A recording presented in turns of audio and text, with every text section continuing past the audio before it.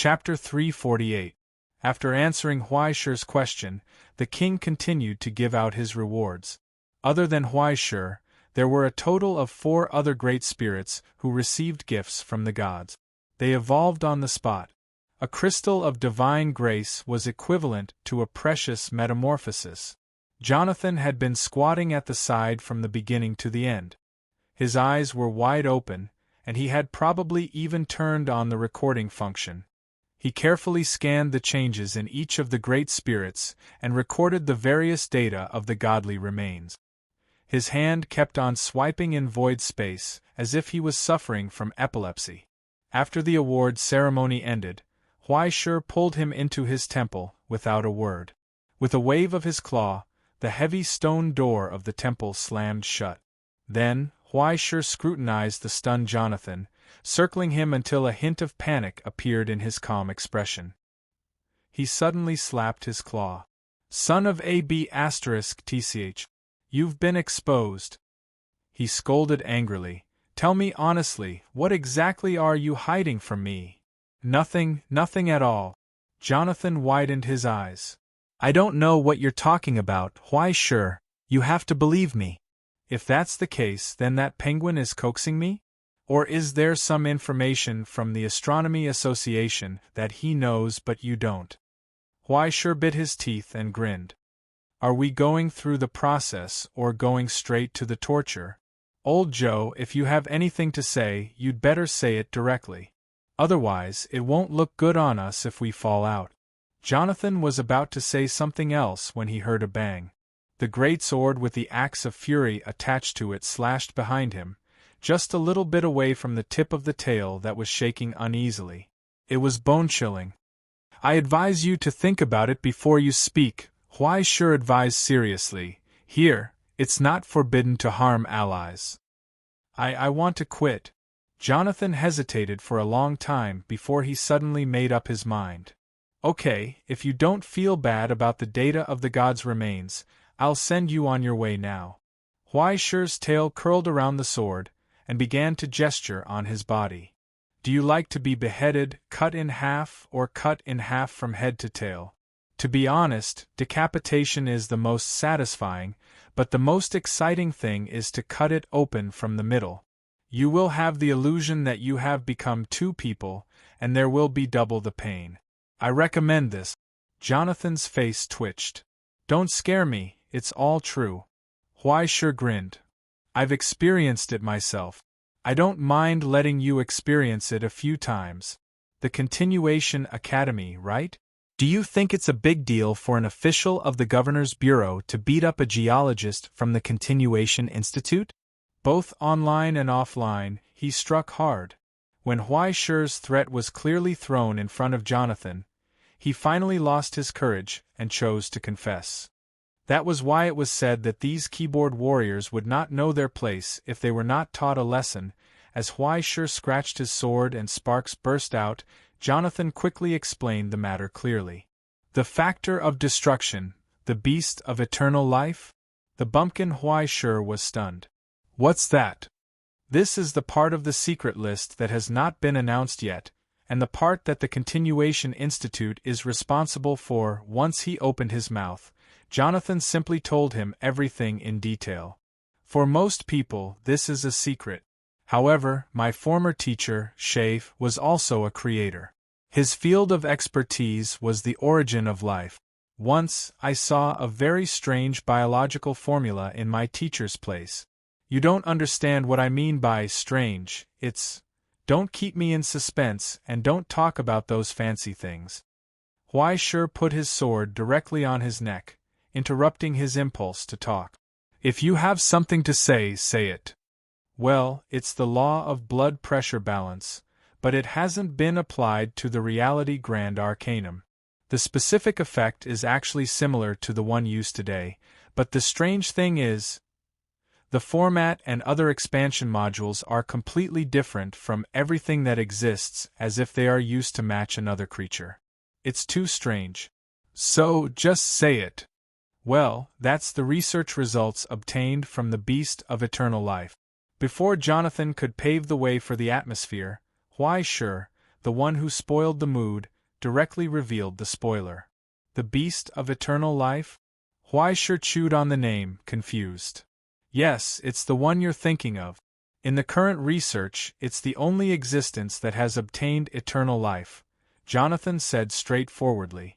According to the analysis and speculation of the instrument, its lifespan is as long as 9.4 million years or even longer, and we have no way to continue the analysis.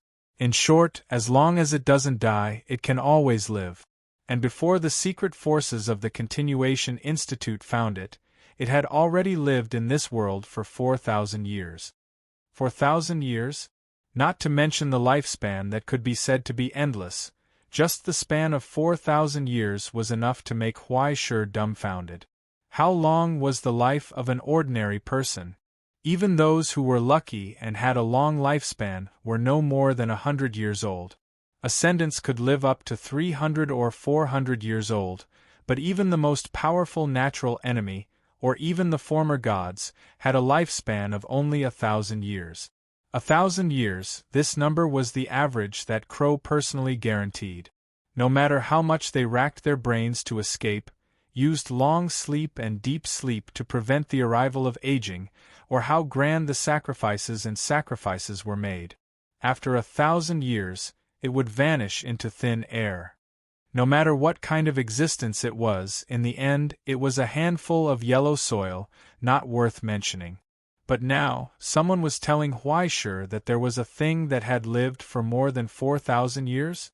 Moreover, he would continue to live until 9.4 million years later.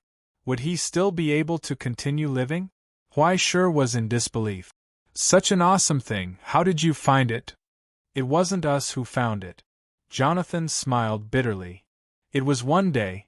It took the initiative to appear in front of the headquarters of the Continuation Institute and found us. For what? Huaishir was stunned. Walking into a trap? Something like that. Jonathan scratched his face, somewhat in disbelief. It is willing to cooperate with all the research of the Continuation Institute and give everything it has to the Astronomy Society for free and even more. Facing the negotiators of the Astronomy Society, the immortal existence, who was identified as one of the elements that could destroy the world, made its only request. It said, "Completely destroy me, kill me, and obliterate me from this world without leaving a single cell."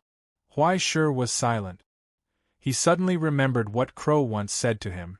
In a long time, even the gods would be bored to the point of suicide, let alone mortals. The vastness and magnificence of this world were relative to ordinary people. Boundless mysteries and boundless explorations were only available to a limited number of living beings. For some beings, an excessively long life was tantamount to a cage. Death, on the other hand, was nothing more than an eternal destination. For some reason, Huaishir actually felt that its request was not strange, and even pitiful. "You're not surprised at all?" Jonathan asked. "Why should I be surprised? There are many people who want to commit suicide, and it's not a big deal to have an element of destruction." Huaishir shook his head. "Or rather, it's just that it has lived a little longer. It would be strange if it was regarded as an element of destruction, right?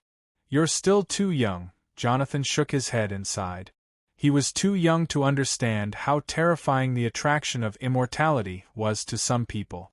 In this regard, in the present realm, no matter what kind of politician, tycoon, ascendant, or even creator, had to pay respect to the Astronomy Society. Even though it was no longer as glorious as it used to be, it had many drawbacks, shortcomings, and even directly interfered with the operation of the present realm to some extent. But the Astronomy Society still abided by its duties. Whether it was the Directorate of Governance, which was regarded as increasingly muddle-headed and decaying, the Continuation Institute, which was regarded as muddle-headed and conservative, which obstructed the development of technology, or even the Technical Department, which secretly monopolized the present realm's technical standards, even so, they still fulfilled their duties. And no one could do it better than them.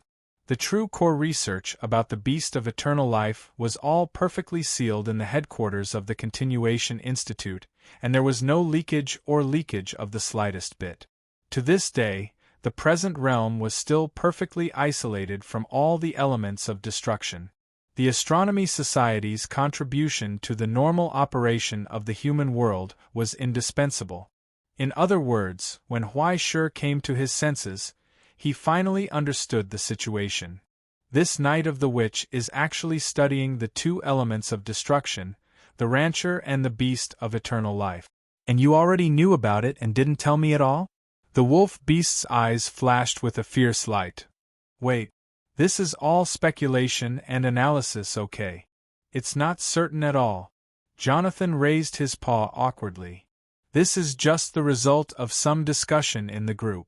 At present, there is no evidence that directly links this place to the rancher and the beast of eternal life.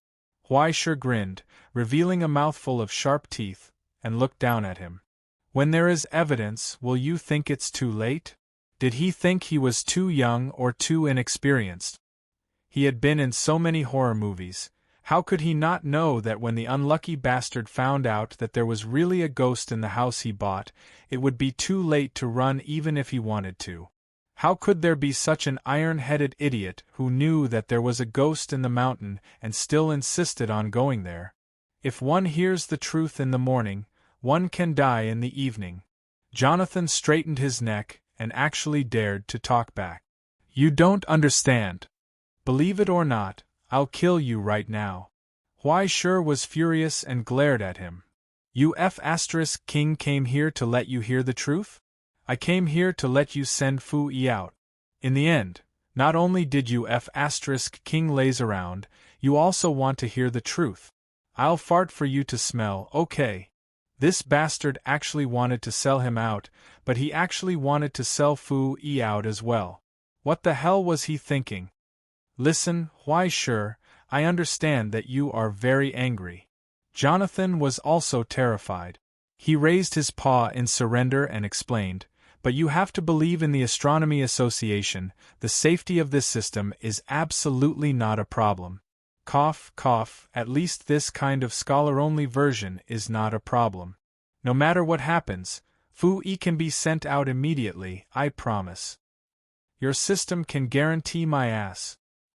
Huai Shi tilted his head and spat out a mouthful of hot saliva. If it's really safe, then she shouldn't have been sent in. As he spoke, he raised his big sword and pointed it directly at Jonathan. We'll talk about other things later, he said solemnly. Now, immediately send Fu Yi out. Fu Yi come out, let. Fu Yi. A minute later, Huai Shi lowered his head in shock, his eyes wide open as he looked at the empty bell around his neck. Oh my God, this is bad. Where did his good brother go? Chapter 349. In the quiet temple, Huai Shi raised the bell with two claws, opened the lid, and looked inside with wide eyes. It was empty. Fu Yi? Where's Fu Yi? Such a big stoat was just here. How did it disappear? Huai Shi held the bell and looked at it for a long time in confusion. Then, after touching every inch of the temple, he suddenly turned back and looked at Jonathan. Do you have any clues? Jonathan froze for a moment, then immediately shook his head like a rattledrum. Then, he saw Huai Shi raise his tail, the greatsword upright, and slash at his face. Since you don't have any clues, then don't keep your head. Bang! The greatsword slashed at the empty space, and Jonathan actually disappeared like a bubble. Instead, at the tip of the sword, the crystal earthworm, which was tied into a ball by psychokinesis and had its mouth stuffed with leftover iron, was struggling hard. Realizing that Huai Shi had noticed it, tears gushed out of its eyes, and it made sobbing sounds. It wanted Huai Shi to save it quickly. It didn't know when it started, but it was actually tied up, and what was left in place was just an illusion. Huai Shi was silent for a moment, then shook his head helplessly.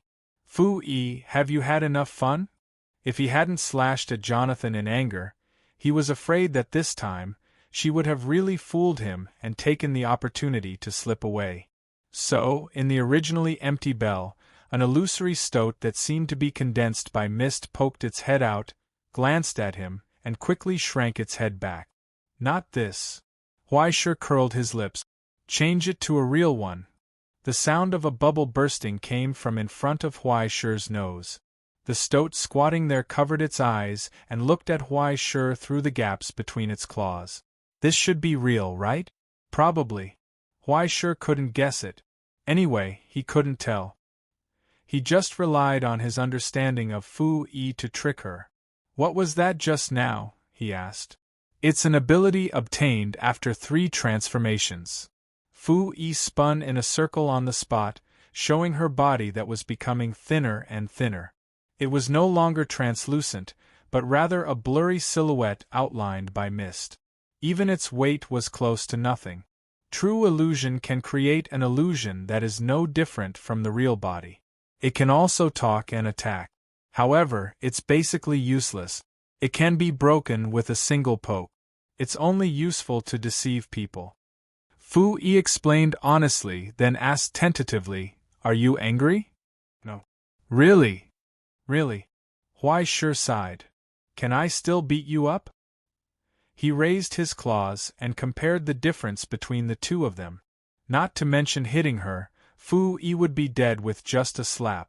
They had been good brothers for so many years. How could he do anything just because Fu Yi had lied to him? "You really don't want to go out?" He let out a long sigh and looked at Fu Yi as if he was looking at a friend who had a conflict with her family and was staying in his house. Although he wouldn't chase her away, he didn't want her to keep running away from home either. But if he really wanted to persuade her, how could he? Heaven wanted to rain and Mother wanted to get married. He couldn't even stop old Fu from arresting people. How could he care so much? Besides, after experiencing a series of blows, Huaisher was no longer arrogant enough to think that he could solve everything in the world. "Isn't everything fine?" Fu Yi jumped up and patted his nose. "If something happens, I'll be the first to run. How about that? I promise I won't care if you live or die. Besides, without me to cheat, what will you do? Rely on him?" As she spoke, she pointed at Jonathan, who was trapped by her. Jonathan's whimpering became louder and louder. He struggled with all his might, but no one cared about him. Well, no matter how he looked at it, he seemed unreliable. Sure enough, he still had to rely on his brothers at critical moment. "Can you promise?" Huaisher asked seriously. "If you want to play games, I can give you all the games in my house, but this is really not a good place for an autumn outing. Besides, autumn is about to end. If there's any danger, or the next time I ask you to quit, can you promise to absolutely comply with my request?" "I promise." Fu Yi blinked her big watery eyes and swore with her 2 little paws. "Don't worry, old Tai, I haven't reached the point where my parents will lose a daughter because of a little trouble." The dog and the weasel gave each other a high five seriously. Huaisher nodded. He lifted Jonathan, who was tied up into a ball with his tail, sent him out of the door, and untied him. "That's a separate matter. I can treat your previous concealment as if nothing happened." Huaisher stared at his face. "But I don't want this kind of concealment to happen a second time. Otherwise, after you go out, you don't want a professional chef, a calamity musician, and an official military officer of the Central Bureau to come and reason with you, right?" Jonathan nodded like he was pounding garlic. It was really bad luck to encounter this pair of male and female devils. When his desire for knowledge was scared off by Huaisher's threat, a trace of fear finally emerged in his heart. If something really happened to Fu Yi because of his negligence, not only would he not be able to explain it to his teacher, but the creator Niflheim would also give him a hard time. 2 creators were giving him a hard time, and a military officer was sharpening his knife. How was he going to live his life? Now that Huaisher was willing to give him a way out and not pursue the matter, and even let him stay and continue to study the next changes of the gods' remains, he was already thankful. Why would he have so much nonsense to say? They were all mature people who had established their own sections. If he didn't accept the offer, he would be shameless. As for the dignity of a scholar, what was that? As the stone door closed, he also breathed a sigh of relief in his heart. He seized the time to study the changes and operation of the gods' remains. The rare symbiotic ecology among the abyssal creatures was not so easy to encounter. Moreover, it involved the leader of a large group, which was enough to be a research topic. On the way, he habitually opened the map and glanced at it. There seemed to be something wrong, but he couldn't put his finger on it. Maybe his eyes were playing tricks on him? He closed the map and put all his thoughts into observing the gods' remains. No one realized that on the map, Fu Yi's name had completely disappeared. Even if they found out, they didn't have to care. It was a small matter, right? A small matter. Thus, Jonathan hummed a song and disappeared into the night. Has the botanists from the exploration team sent the summary report over? They're finishing it up. They encountered a new species with some plant, biological, and mineral characteristics at the same time. They're classifying it. The metal scholar has submitted a new metallurgical report and mineral exploration analysis. Exploration of mineral veins. If Jonathan was here, it would be easy to leave this to him. Can you contact him? I contacted him yesterday. It said that he ran to the surface and was specially approved by the Creator. Maybe there's another mission? Damn lucky guy, TSK. Can you guys stop quarreling? During the mission, can't everyone be a little less troublesome? Even if I die and my bones rot in the soil, I'll use my rotten vocal cords to shout, geology is not science. Damn it, I haven't even said anything about social psychology. Shut up. Okay, stop arguing. Are you all so free? Where's the research on the social form of the rat people and the goblins? There have been several conflicts in the past 2 days. Do you all need me to brainwash them? Can't you guys hurry up and come up with a new social structure for me? I'll speed it up. Also, the external combustion engine has been in place for so long, but the new internal combustion engine hasn't been installed yet? Go and ask the plant group and the mineral group. I've already settled the laws and principles, and I've designed the 8th or 9th version. The utilization rate of the new fuel and metal fatigue problems haven't been solved yet. You can't blame me for this, right? If you ask me, I'll just do it in one step and settle the geothermal power generation group first. There's so much magma, it'll be a waste not to use it. Accumulation of technology,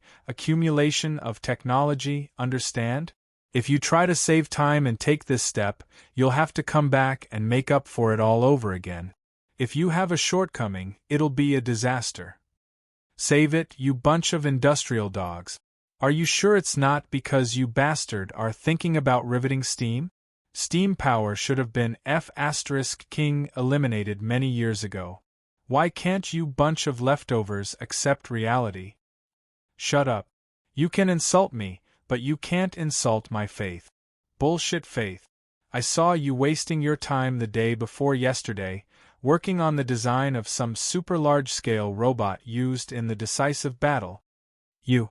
Don't slander me with empty words. What's wrong with me working on a robot? How is faith a waste of time?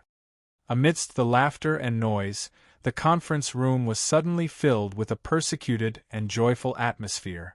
Then, the group of scholars began to quarrel over a new problem. This place was indeed a world dozens of kilometers away from the surface. It was not a strange demonic realm that surface creatures could imagine. But now, this dark world had long been illuminated by blazing lights. Amidst countless clanging sounds of steel, dozens of large steel pillars soared into the sky. Like lighthouses, they scattered light regardless of day or night, illuminating everything. There were also banners hanging down from the ceiling. They were labeled in both Goblin and Ratman languages. Work happily and return home safely. Oh, be careful and be happy at all times. Racing is prohibited in construction areas. Have more children and plant more trees. The eye-catching scarlet handwriting marked almost every eye-catching place, and the roar of the explosion reverberated throughout the huge construction site. As the river of lava flowed, the metal solution in countless steel furnaces stirred and flowed through the trenches with blazing light. After being cooled, forged, and processed, the metal was turned into parts from the assembly line and transported in large carts in all directions. Everything in sight had turned into a bustling construction site and production base.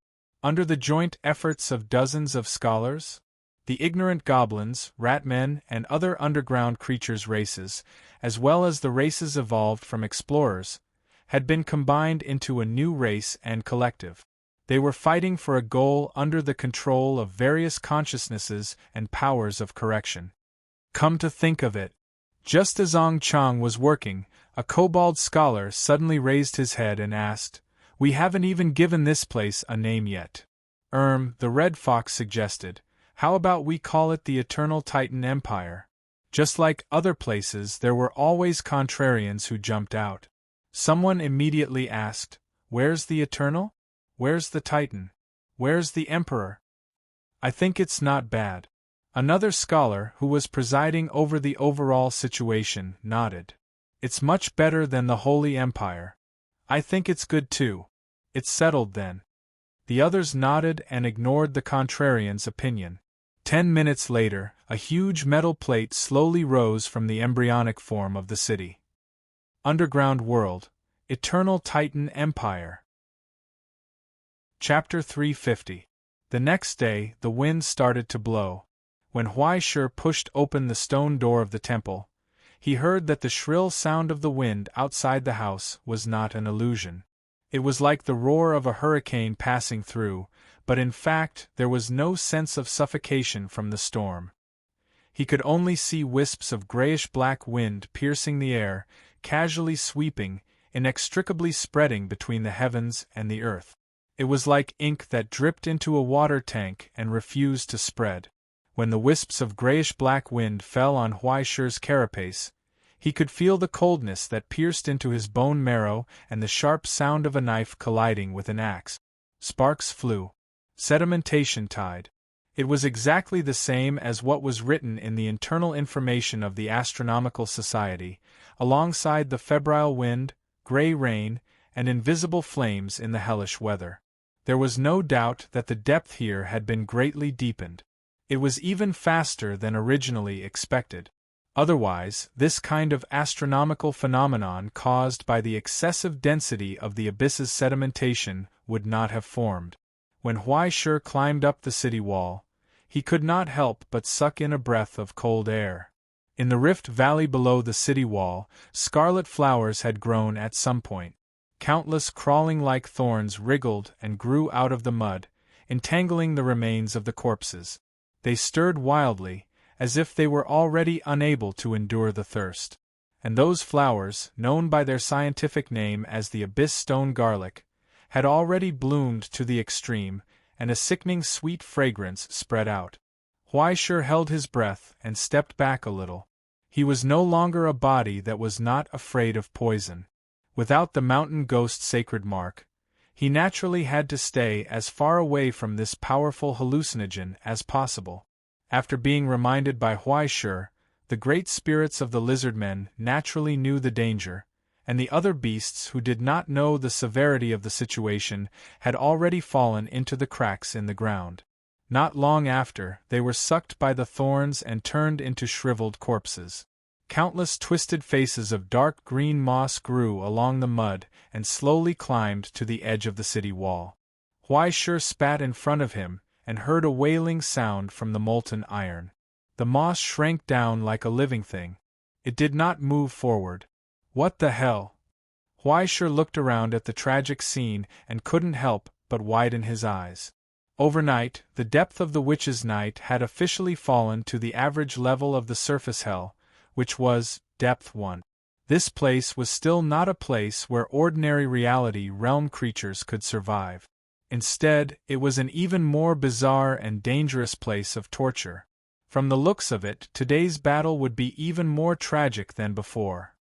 At the very least, Huai sure couldn't find any giant beasts that could wander around unscathed. It was like a blue circle. How were they supposed to fight if they lost health the moment they entered the arena? In the silence, Huai sure heard the sound of sneaky footsteps in the wind. Behind the tower, two figures slowly walked out from the shadows that couldn't be seen from the outside. One of them was an old man with a hunched back. There were traces of a beast on his face, and his ears were long and pointy. It was hard to tell whether he should be called an elf or a donkey man. The other one was the Emperor Penguin, Twin Moons. Wait! Sensing the hostile gazes of the other giant beasts, Twin Moons raised his short hands first. "We're here to negotiate." "Sorry, we don't have the habit of negotiating with kidnappers here." Ignoring the fact that the other side didn't even have a hostage, Huai sure subconsciously took half a breath and heard Twin Moons spit out words like a cannon. "Wait a minute, at least wait for me to finish. Did you notice that the speed of the depth increase is a bit fast?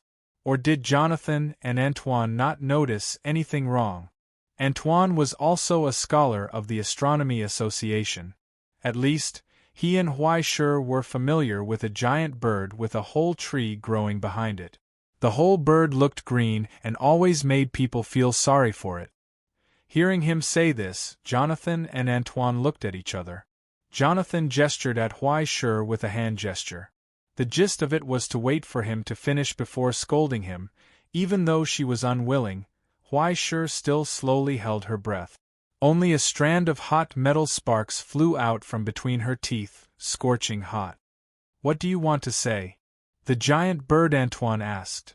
"Our progress is behind," Twin Moons said bluntly. "I've calculated. According to the current rhythm of the eternal war and the progress of our transformation, no matter what, it can't be compared to the speed of the depth increase.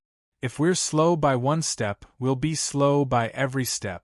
If we don't evolve to the extent that we can survive in hell before this, then when the disaster comes, it will only be more and more difficult to endure. Don't rush to refute. I've uploaded all the arguments and data to the forum group. Everyone can see it. You can verify whether my words are wrong or not." He took a step back and raised two short wings, indicating that he had no intention of attacking. He waited for the two to reply. The matters of the scholars were not something that Huai sure could worry about. Just as they were flipping through Twin Moon's paper, he simply sat down and waited for the results. Then, he saw that Jonathan and the others' faces were getting uglier and uglier. Obviously, what Twin Moons said made sense. The situation had become so serious that it was beyond their control. What's more, the abyssal transformation here was obvious to all. It seemed that the deepening of the depth would only get faster and faster. In the end, no one knew what the hell this place would become. But no matter what, it was not a paradise to raise living creatures. Instead, it was hell for evil spirit. Seeing that Jonathan and Antoine had finished their calculations and had verified their observation data, Twin Moons opened his mouth to speak again.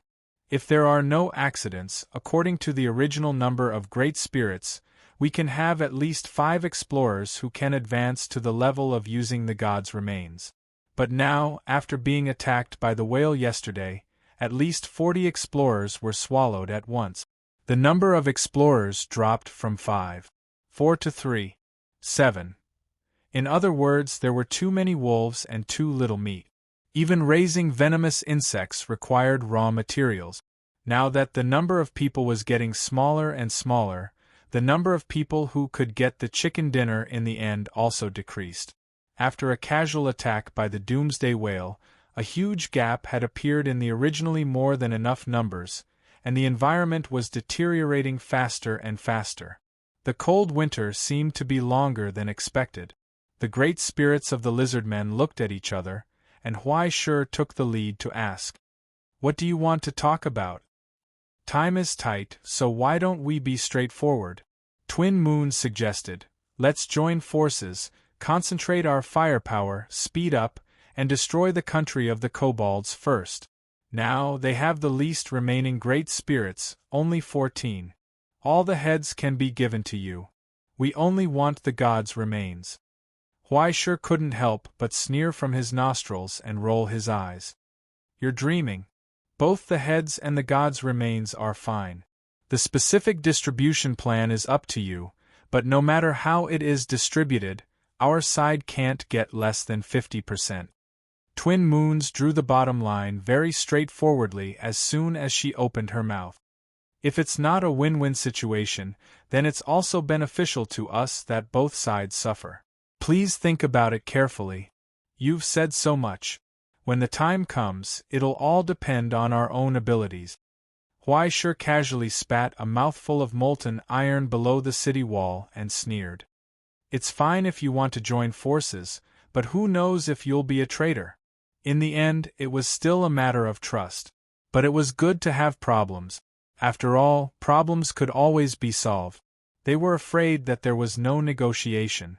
Obviously, they had a certain degree of confidence if they dared to come to the door. Twin Moons glanced behind her, and the stooped old man behind her took out two things from his sleeve. A scroll of silk book and a box. This is the contract and sincerity issued by the dean of the ancient spirit monastery. Twin Moons took a step back and said, "The representative of our monastery wants to see your king. In your dreams." The high priest finally couldn't help but stare at them with his eyes wide open. It's already a great blasphemy to tolerate you heretics breathing the sacred air in the capital. How dare you? But before he could finish, the floor on the city wall cracked open. From the soil under the bricks, a flower of flesh and blood grew out. The ferocious flower of flesh and blood suddenly opened, squirmed, and swallowed the box in the old man's hand. It quickly closed and shrank back into the ground. It was as if nothing had happened. Soon, a hoarse and familiar voice sounded in everyone's ears. I agree. It was the king's voice. It was so straightforward that it was completely out of Huaishur's expectations. According to Huaishur's impression, this kind of alliance would take at least half a month of discussion before there could be a preliminary result, right? In the end, the matter was urgent and the power was given so quickly that Huaishur didn't even have time to react. Then, under the witness of the nameless Lord and your gods, our two sides temporarily cease hostilities and jointly resist the foreign enemy. I hope that this slender lifeline and faith can be continued in the furnace of the end of the world. The old man beside Twin Moons took a step forward and said so. He pulled out a necklace from under his neck. It was a strange sacred emblem. The high priest of the lizardmen was silent for a moment and slowly raised the flag in his hand. Both sides reflected each other. In an instant, an inexplicable understanding emerged from the hearts of the lizardmen. It was as if they could distinguish between friend and foe. They could distinguish the difference between their allies and other giant beasts, even if they had never met many of them. However, this understanding didn't have the slightest bit of coercion. In other words, it was all based on self-awareness. I advise everyone not to think about backstabbing. It's not worth it. Twin Moons glanced at them and focused on Huaishur. Among us, only a few can survive alone without a group. But once the alliance is torn up, for most of us, it's tantamount to embarking on a dead end. Among you are either scholars of the Astronomical Association or explorers who were invited. There's no need to say more about your rich experience. I believe you all know what's right and wrong. He paused for a moment, and his expression became strange and helpless. You have to know that in this world, we're not the only ones who know how to form alliances. Before he finished speaking, the cries of countless giant beasts sounded on the city wall on the other side. Blood light soared into the sky and descended on dozens of great spirits. The gifts and blessings from the divine remained sprinkled down like rain and dew without hesitation. In an instant, the roars of transformation rose and fell one after another. The evolution ended in an instant. And under the care of sparing no expense, the giant beasts, who had undergone another transformation, looked in the direction of Huaishur and the others. They were filled with the desire for blood.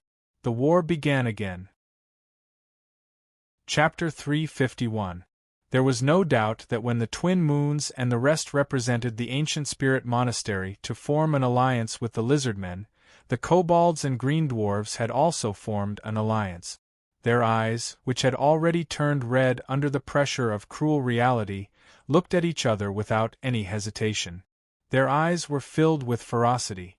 As the leading giant elephant trumpeted, countless petals of the hell garlic flew up and drifted in the wind of the abyss. The giant beasts gathered into a mighty herd and charged towards them. The war had begun. There was no need for any encouragement or guidance. All the giant beasts had already thrown themselves into the battlefield, ignoring the bloodthirsty thorns and poisonous fog. They had thrown themselves into the battle. Just as Huaishur finished warming up and was about to jump off the city wall, he suddenly heard the king's whisper. "You have to stay." The empty hoarse voice echoed in his ears, causing Huaishur to be stunned. He then heard the king's words, "Bring your companions and come to my palace. All of you have another important task to take care of." Huaishur hesitated for a moment, then suddenly raised his claws and pressed on the tip of Jonathan's tail, causing the crystal lizard that was about to throw itself into the battlefield to stagger. "Follow me." Huaishur gave him a look and slowly retreated. Under the guidance of the priests, he quietly left the battlefield and went straight to the palace. In the dilapidated palace, the stone door of the main hall had already opened. The dusty curtains had long been pulled away, and the king's throne and sacred altar were thus revealed to everyone's eyes. However, it was different from the past. Other than the king, no one dared to stay in the main hall. Countless scarlet flowers of flesh and blood had already grown out from the cracks of the stone. The pieces of flesh and blood that had split open were constantly wriggling and entangling with each other, covering every crack. After looking at it for a long time, it was as if there were countless faint faces emerging from it, overlapping and fusing together, glowing and wailing in a fleeting moment. Those illusionary wails overlapped and became a solemn and ferocious hymn. In a few huge copper furnaces, the holy oil burned vigorously. The fresh blood from the gods emitted a strong fragrance in the fire. The supreme authority was simply and violently stimulated, firmly suppressing the deformity from the abyss, allowing the hunched and skinny king to barely maintain a human form. However, it was only in human form. With the burning of the holy oil and the burning of the candles, the king's consciousness broke free from his old stupor, and his face became dignified and dignified. However, the limbs under the robe were squirming all the time, bursting out with intense changes one after another. They had long been dragged into the abyss by the all-pervasive erosion. Just a hair's breadth away. Behind it, on top of the altar, the shriveled and ugly divine remains of the past had also become bright and beautiful. It was like a work of art carved out of glass. Strands of scarlet blood flowed through his body, interweaving into a pair of ever-changing eyes. He casually scanned his surroundings, and his eyes were filled with an almost eternal coldness and indifference. It was as if a god had come back to life. But it was indeed resurrected. More or less, that trace of indescribable horror was quietly operating, overlooking everything that was about to be destroyed. "I feel like you're up to something." Huaishur stopped outside the palace and looked at the king's face. "Is it my illusion? Maybe? But this is not your problem, is it?" On the throne, the king glanced at him with a faint smile. His twitching and deformed fingers wrapped around the scepter beside his knee, wriggling from time to time like the tentacles of a deep-sea creature. It exuded a strange aura. "I'm not boasting, but in this corner of your world, I'm probably one of the best fighters, right?" Huaishur's claws dug into the gap between his teeth. "At such a critical moment, you called me back from the battlefield. Do you want me to praise you? You have other missions. You just need to wait patiently. If I say so, you won't buy it, will you?" The king looked at Huaishur and said calmly, "In short, I need you to protect me, to protect this country, as you can see." Isn't the job of an imperial bodyguard too easy? Huaishur asked. I'm afraid I can't do it. Don't worry. Soon, it will be busier here than outside. The king's gaze swept past them and looked at the silent city outside the palace gate, the last piece of his country. He whispered, soon, all of this will be immersed in destruction. Boom! Accompanied by the king's whisper, a loud roar suddenly burst out from the silent capital. Huge cracks continued to appear on the ground, swallowing up the towering buildings that were stacked together. Countless loud collapsing noises were constantly raised. And in the cracks that suddenly collapsed, ferocious giant beasts emerged from them. The moment they appeared, they caused a tragic death and injury in this city that was full of ordinary things. The singing, moaning, and even desperate cries came to an abrupt end. In the dead silence, only the roars of the giant beasts could be heard. The sudden attack instantly caused heavy damage to the capital. Then, in the direction of the city wall, there was an earth-shattering sound. With the charge of an incomparably large and bloated giant bull, under the cover of many giant beasts, the giant bull crashed into the layers of heavy gates with a whistling sound. The city wall shook, but it was not damaged at all. But then, a terrifying flame burst out from the giant bull's body. Under the modification of the scholars, all of its fat had been transformed into a biological explosive that was tens of thousands of times more powerful than nitroglycerin. At this moment, with the giant bull's self-destruction, the last defense of the lizardman's kingdom collapsed. The battle line collapsed.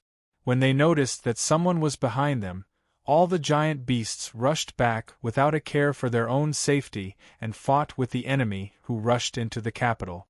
Huaishur was stunned. He turned around in shock. It was completely unbelievable. You expected this? The king did not speak.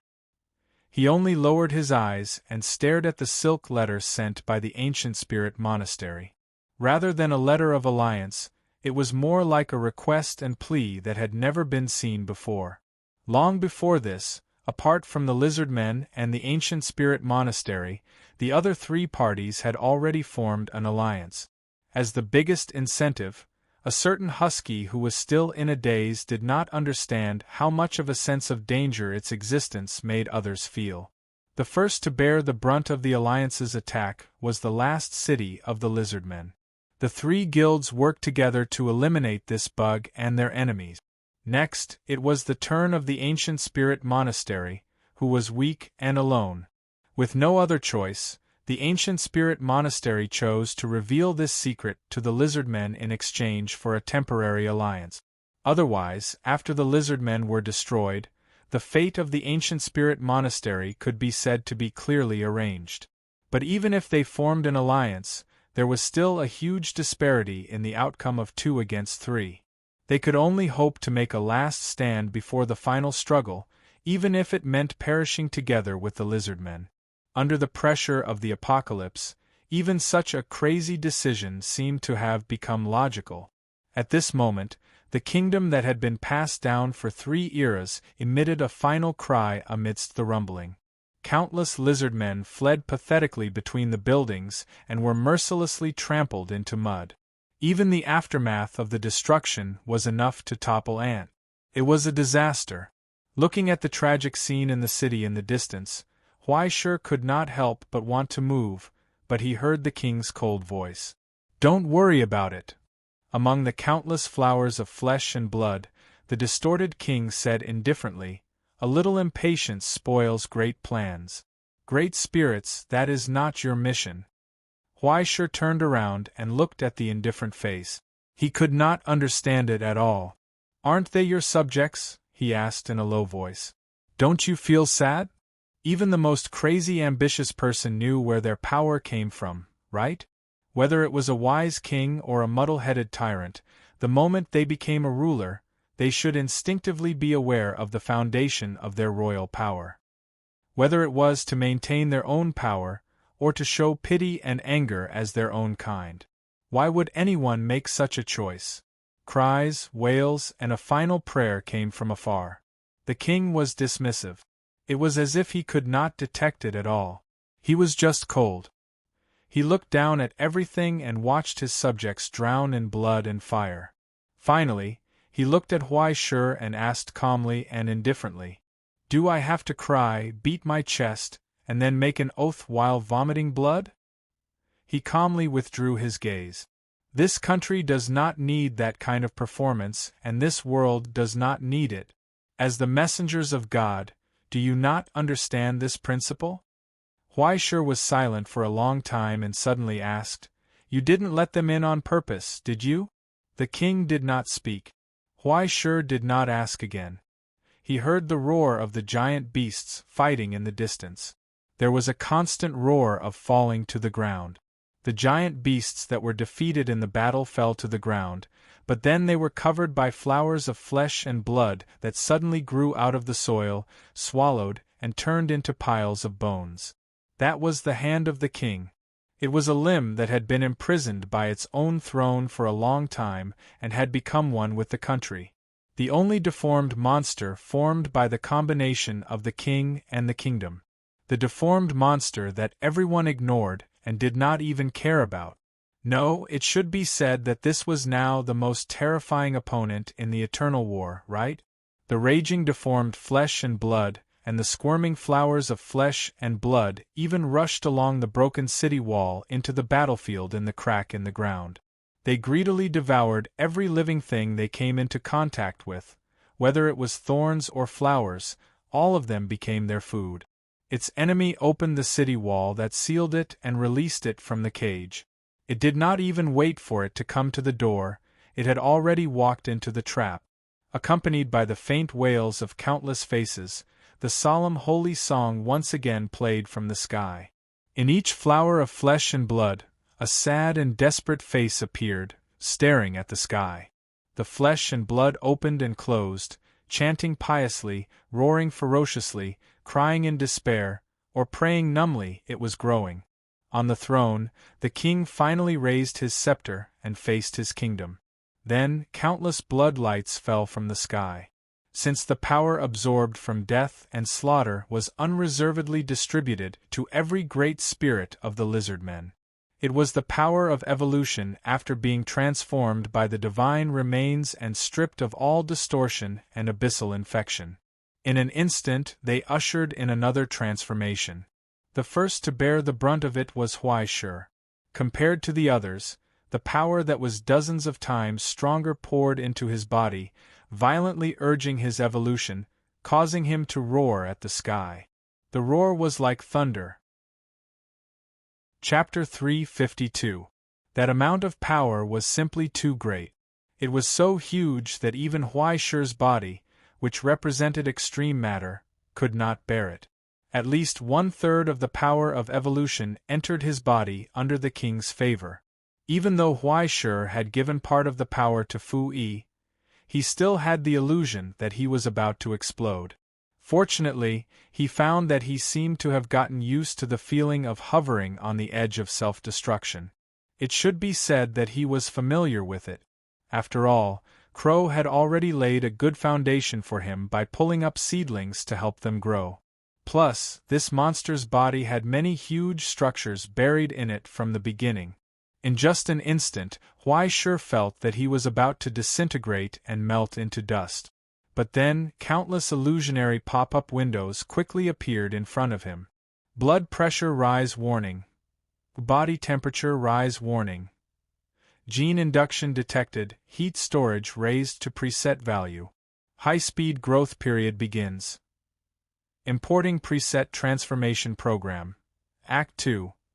The end of childhood. At that moment, the story collection created by the creator of heaven, Hela, about the undefeated beast, Bichimos, quietly entered the second stage. A line of slightly immature and nervous handwriting appeared in the Book of Destiny, and an illusionary chant sounded in Huai-Shur's ears. It was so familiar. Once upon a time, there was a huge monster called Bichimos. The voice said, its body was like a mountain, huge and terrifying, covering the sky and the sun. Its eyes were like the sun, shining brightly. Its bones and scales were the hardest diamonds in the world, and no sword could scratch them. Its legs were strong and developed, and when it ran, it was like the wind. When it roared, it would reveal 3 rows of sharp teeth, and its teeth were like the sharpest weapons in the world. Its breath was like the corona of the sun's riot, and it could melt the world's strongest city wall. In the vague words, Huaishur gradually fell into a daze. But then, he opened his eyes and let out a thunderous roar. Because there was electricity bursting out from his body. The body, which was already so huge that it left people dumbfounded, grew once again. What was even more unbelievable was the blazing light that burst out from the joints and scales. Thunder and lightning. Thunder and lightning enveloped his body, accompanied by a sharp and loud sound of his bones multiplying, scales falling off and growing again. It was as if a heavy hammer had smashed down from the clouds, using this terrifying apocalypse as a furnace to forge indestructible steel. Every cry was accompanied by the pain from the bone marrow, as well as the viciousness that emerged from the gradually awakening blood vessels. Jonathan instantly jumped dozens of meters away and stared in Huaishur's direction in astonishment. In just an instant, after layers of scorch marks were left on the ground, water vapor rose, and the earth trembled amidst the heavy footsteps. A giant dragon-like creature walked out of the smoke. He had just transcended from his original wolf form. At this moment, the ferocious characteristics of a dragon emerged from his body. As he moved, streaks of sharp lightning jumped from his body, whipping the air, the earth, and the drifting dust. Bring pain to this world that is riddled with holes. Go, De Ling on the throne, the aberrated king stared at his back with fanaticism. Today, draw the end of our eternal war, okay? Huaishur whispered softly, grinned, and slightly lowered his body toward the open door in front of him. The next moment, thunder burst out. Accompanied by the sweeping airwaves, the giant beast had disappeared, leaving only a straight streak of lightning, whipping the earth and leaving a dark scorch mark. Yu's step erupted. In an instant, crossing thousands of meters, Huaishur descended from the sky and plunged into the battlefield. Facing those stunned gazes, Huaishur opened his mouth and took a deep breath. The next moment, the metal attack with wild electric light gushed out, converging into a torrent of iron light mixed with thunder, sweeping across the long street. Wherever it passed, everything was shattered.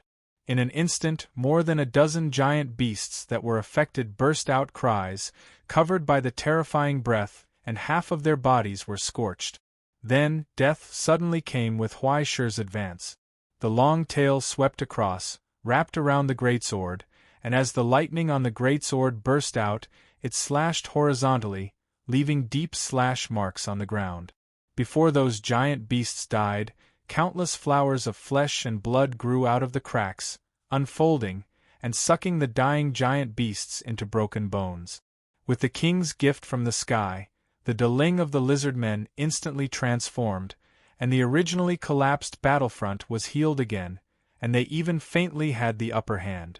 But what greeted them was an even crazier attack. After using all their strength to break into the lizardmen kingdom, the explorers who witnessed all of this knew that they had no way out. Either they transformed in the battle, becoming stronger and stronger, completely crushing this country into pieces, or they were completely devoured by the crazy lizardmen. After abandoning the people and the country, the king bestowed all his power to the De Ling on his side, turning the battlefield into a cage, establishing a crazy situation that was almost like mutual destruction. The battle became more and more intense, and amidst the constant roars of horror, the half-dragon, half-wolf giant beast galloped on the battlefield with lightning, continuously bringing death to its enemies. From time to time, bloody light would fall from the sky, enveloping its body, constantly replenishing Huaishur's strength, urging the giant beast to evolve again. Often, just a face-to-face encounter would cause heavy losses. The pure impact, breath, and sharp claws showed an indescribably terrifying power. With the support of this seemingly endless power, Huaishur was rapidly evolving and slaughtering her way through the battlefield like a rocket. The king's desperate gamble ushered in the results, and Huai-Shi did not let it down. After 2 consecutive transformations, Huai-Shi, who had reached 6 transformations, had transformed into a meat grinder on the battlefield. "We can't let it go on like this," the commander of the giant beasts roared. "Follow me, kill that guy." The huge flying bird soared into the air, spreading its wings. Then, an overwhelming snowstorm with terrifying cold temporarily froze Huai-Shi in place.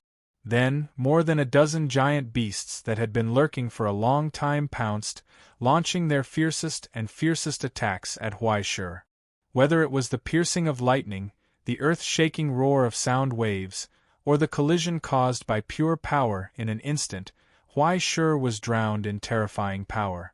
But then, in the boiling dust, the fanatical lightning lit up again. The giant beast's figure slowly appeared. Half of its body was charred black, and under the concentrated fire attack, countless scales were broken under the tragic fire attack, slowly walked out, curling the corners of its mouth into a ferocious smile. "That's it?" He looked at the stunned faces, and his smile became more and more ferocious. "No more skills, right? I'm coming." With a sweep of its long tail, the huge blade covered in cracks violently slashed at the dinosaur-like giant beast at the front, cleaving upwards. With a loud roar, the huge giant beast was violently lifted up from the ground by the blade, which was no longer sharp. With a tragic wound, blood splashed out like rain. Then, Huai-Shi opened his mouth, and the metal breath violently spewed out, just like an indestructible sharp blade, wrapped in high temperature and lightning, sweeping across, cutting at the waist. Huai-Shi shook his head frantically, and the mighty breath swept in all directions, instantly forcing the giant beasts to retreat and heavily injure them. The frost giant bird in the sky screeched loudly, flapping its wings with all its might, trying to increase its altitude. But it was too late. With Huai-Shi's stomp, the dragon wolf had already soared into the sky, defying gravity, and forcibly raised its altitude by hundreds of meters, exactly at the same level as the giant bird. He flashed a ferocious smile at the shocked bird face. In the next moment, the blade slashed down, violently shattering its wings, and the long tail coiled around its body, dragging it down to the ground with itself. The terrifying weight of nearly 100 tons stepped on its spine, and the suffocating wind pressure hit them in the face. "Dark hell bliss fall!" Accompanied by Huai-Shi's joyful shout, the ground rushed over, bursting with a wail, and cracks spread in all directions. And the giant bird had already turned into a pile of meat paste. Amidst the flying dust, the hurricane swept up again. The huge dragon wolf rushed out with a howl. It turned back and spat, forcibly patching up the cracks on the greatsword. Then, it raised its own treasure and smashed it at the invisible home clan at the side. After being broken and reforged several times, the sharpness of the greatsword had already disappeared, but it had become more and more ferocious.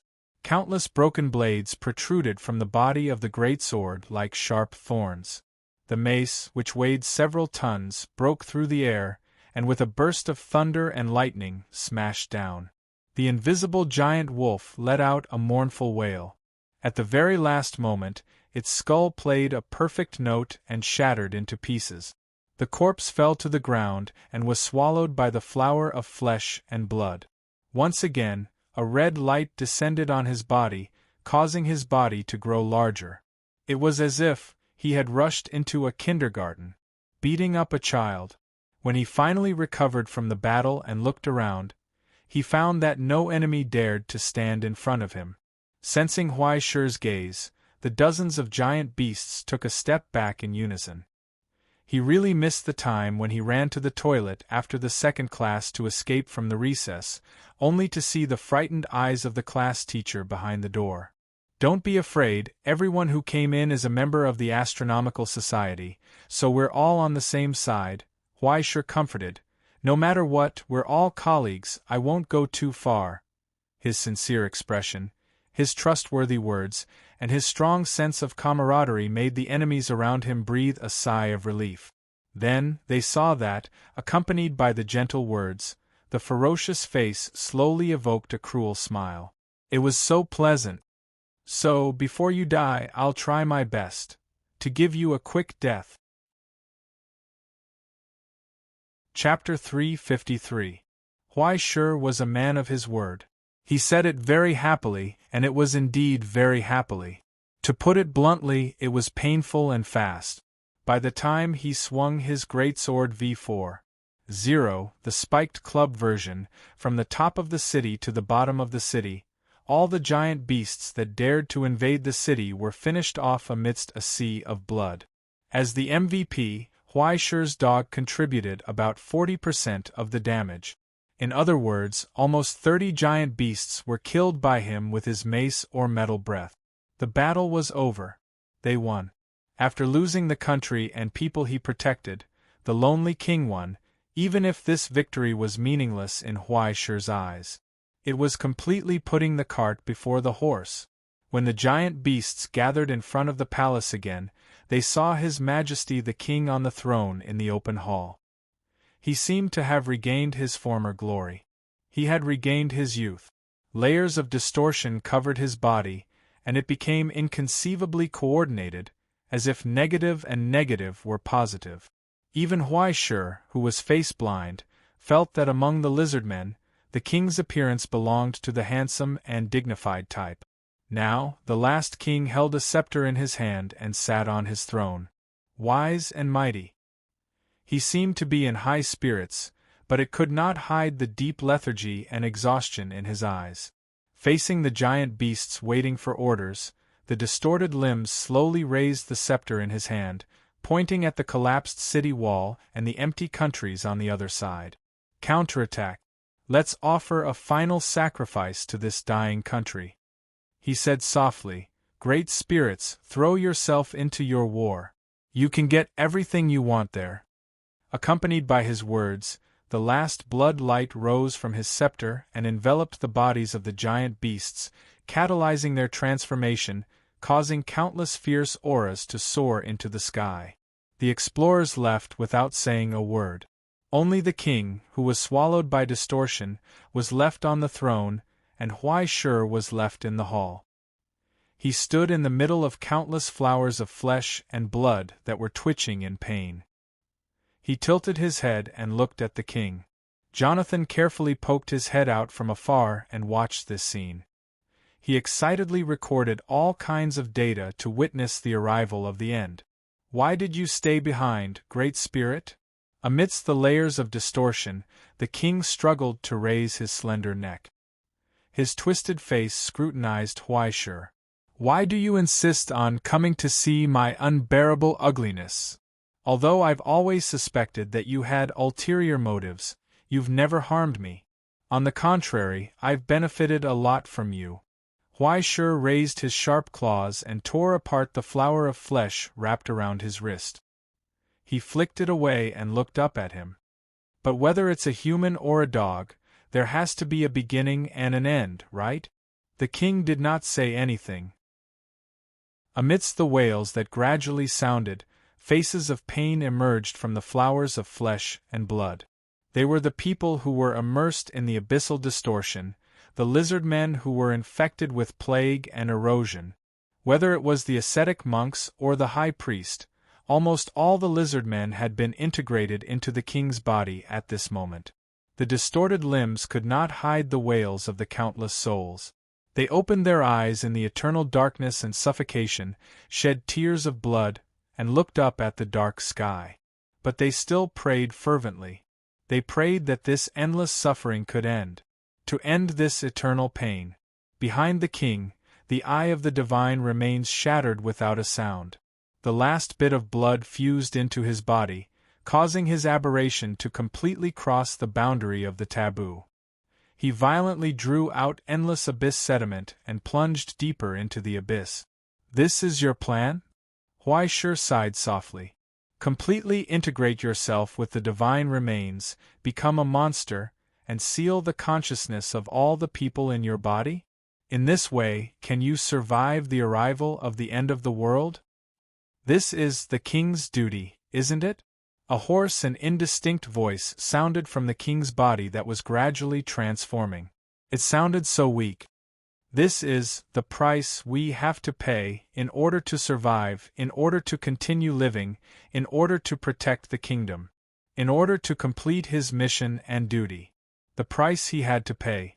If it was just to endure the torment of pain, this price could be said to be frivolous and cheap. It was too worth it. At this moment, with the hoarse wails, he finally truly integrated with his kingdom. This will only drag the entire kingdom down into the abyss, right?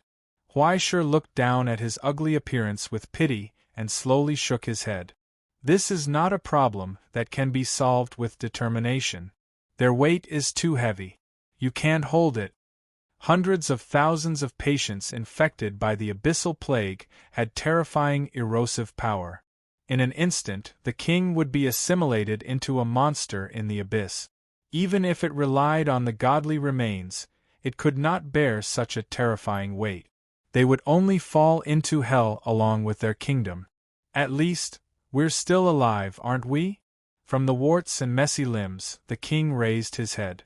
With tears of blood, he smiled at Sui Xiong with difficulty. At least we can still exist, God. Almighty God. You are so merciful, you have never bestowed complete annihilation. If this is our fate, our original sin, then I will also gladly endure it. In the roars and wails of countless people, the king's face gradually melted. He spread his arms and was entangled by countless flowers of flesh and blood. He completely lost his outline. Only countless hideous mouthparts covered with sharp teeth were left on countless faces. They cried out hungrily at the sky. The earth trembled. The palace shattered. From the loud noise, dozens of huge tentacles rose from the ground. They pulled the king's bloated and burdensome body and propped up his deformed body. It was a terrifying shadow that covered the sky like a spider. It was bathed in painful flames. The red color covered the distorted faces. It was as if it was born from the womb of the abyss and was born in this painful world. The king's wish was fulfilled. His great cause was a success. At the same time, it could also be called a failure. It finally lost its nature under the erosion of the abyss and was immersed in endless appetite and madness. This kind of aberrant evolution could not be considered survival at all. At best, it was just struggling at death's door in the end of the world. It might not even be long before it collapsed, fragmented, and turned into other messy things. It might even rot completely, until the true evil consciousness transformed from the pain of hundreds of thousands of souls and turned into a brand new existence. Like a parasite in a cicada's body, it broke out of its shell when the countless hungry cries soared into the sky. Fu Yi finally could not help but speak. "Should we go?" "We can go, but it's not necessary." Huaishur shook his head and suddenly said, "Do you want to know what I do on a daily basis?" Fu Yi was puzzled.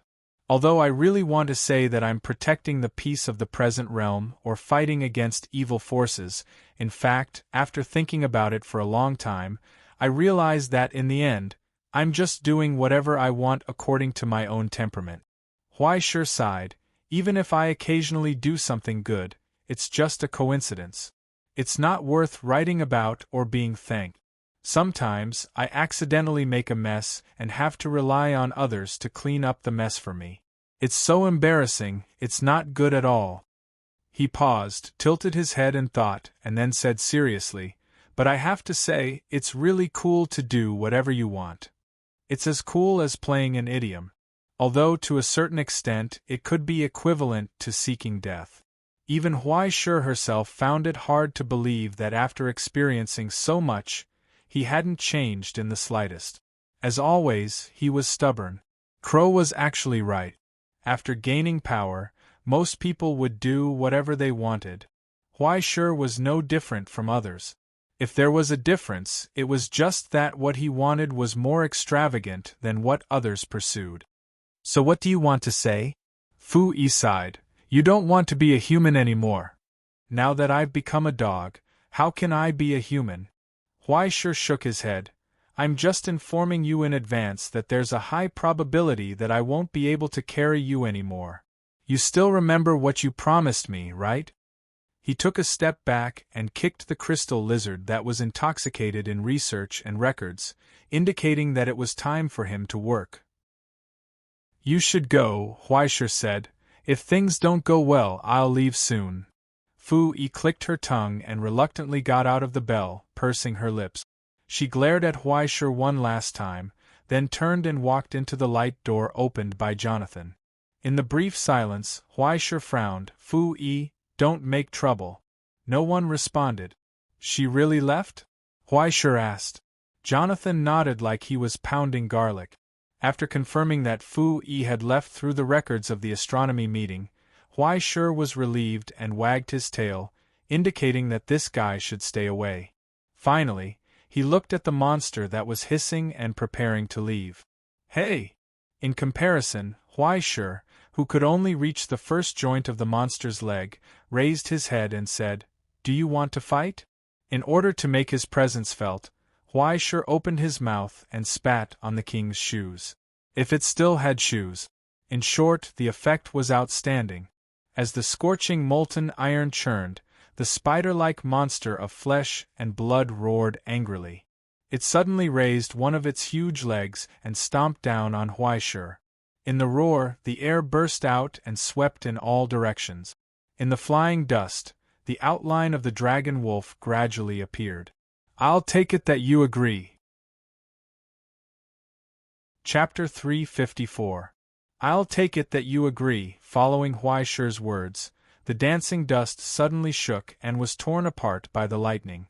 Amidst the dragon wolf's roar, Huaisher rushed out towards the huge monster.